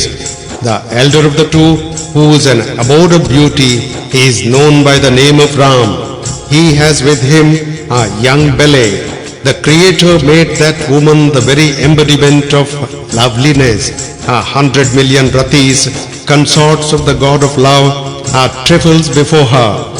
It was this younger brother Lakshman who chopped off my ears and nose, made a mock of me when he heard that I was your sister. When Khara and Dushna heard of it, they went to avenge the wrong done to me. But Ram slew the whole army in tries. The 10-headed demon Ravan burned all over with rage when he heard of the destruction of Khara, Dushna and Trishira. Having consoled Shurpanakha, he boasted of his strength in many ways, but he retired to his palace full of great anxiety and could not sleep the whole night. Among gods, human beings, demons, nagas and birds, he thought, there is none who can withstand my servants. As for Khara and Dushna, they were as powerful as myself. Who else could have killed them had it not been the Lord himself? If therefore the Lord himself, the delighter of the gods and the reliever of earth's burden, has appeared on earth, I will go and resolutely fight with him and cross the ocean of mundane existence by falling to his arrows. Adoration is out of question in this demoniac body, which is made up of the principle of ignorance, tamas. Therefore, such is my firm resolve in thought, word and deed. And if they happen to be the mortal princes, I shall conquer them both in battle and carry off the bride. Having thus made up his mind, he mounted his chariot and drove off alone to the spot where Maricha was living by the seashore. Now hear, Umaji, the delectable account of the device that Shri Ramji employed. When Lakshman had gone to the woods to gather roots, fruits and bulbs, Shri Ramji, the very incarnation of compassion and joy, spoke with a smile to Janakji's daughter.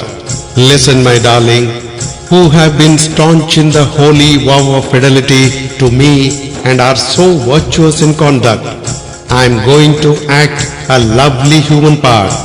Abide in fire until I have completed the destruction of the demons. No sooner had Shri Ramji told her everything in detail than she impressed the image of the Lord's feet on her heart and entered into the fire, leaving with him only a shadow of hers, though precisely of the same appearance and the same amiable and gentle disposition. Lakshman too did not know the secret of what the Lord had done behind the curtain. The 10-headed Ravan approached Maricha and bowed his head to him, selfish and vile as he was.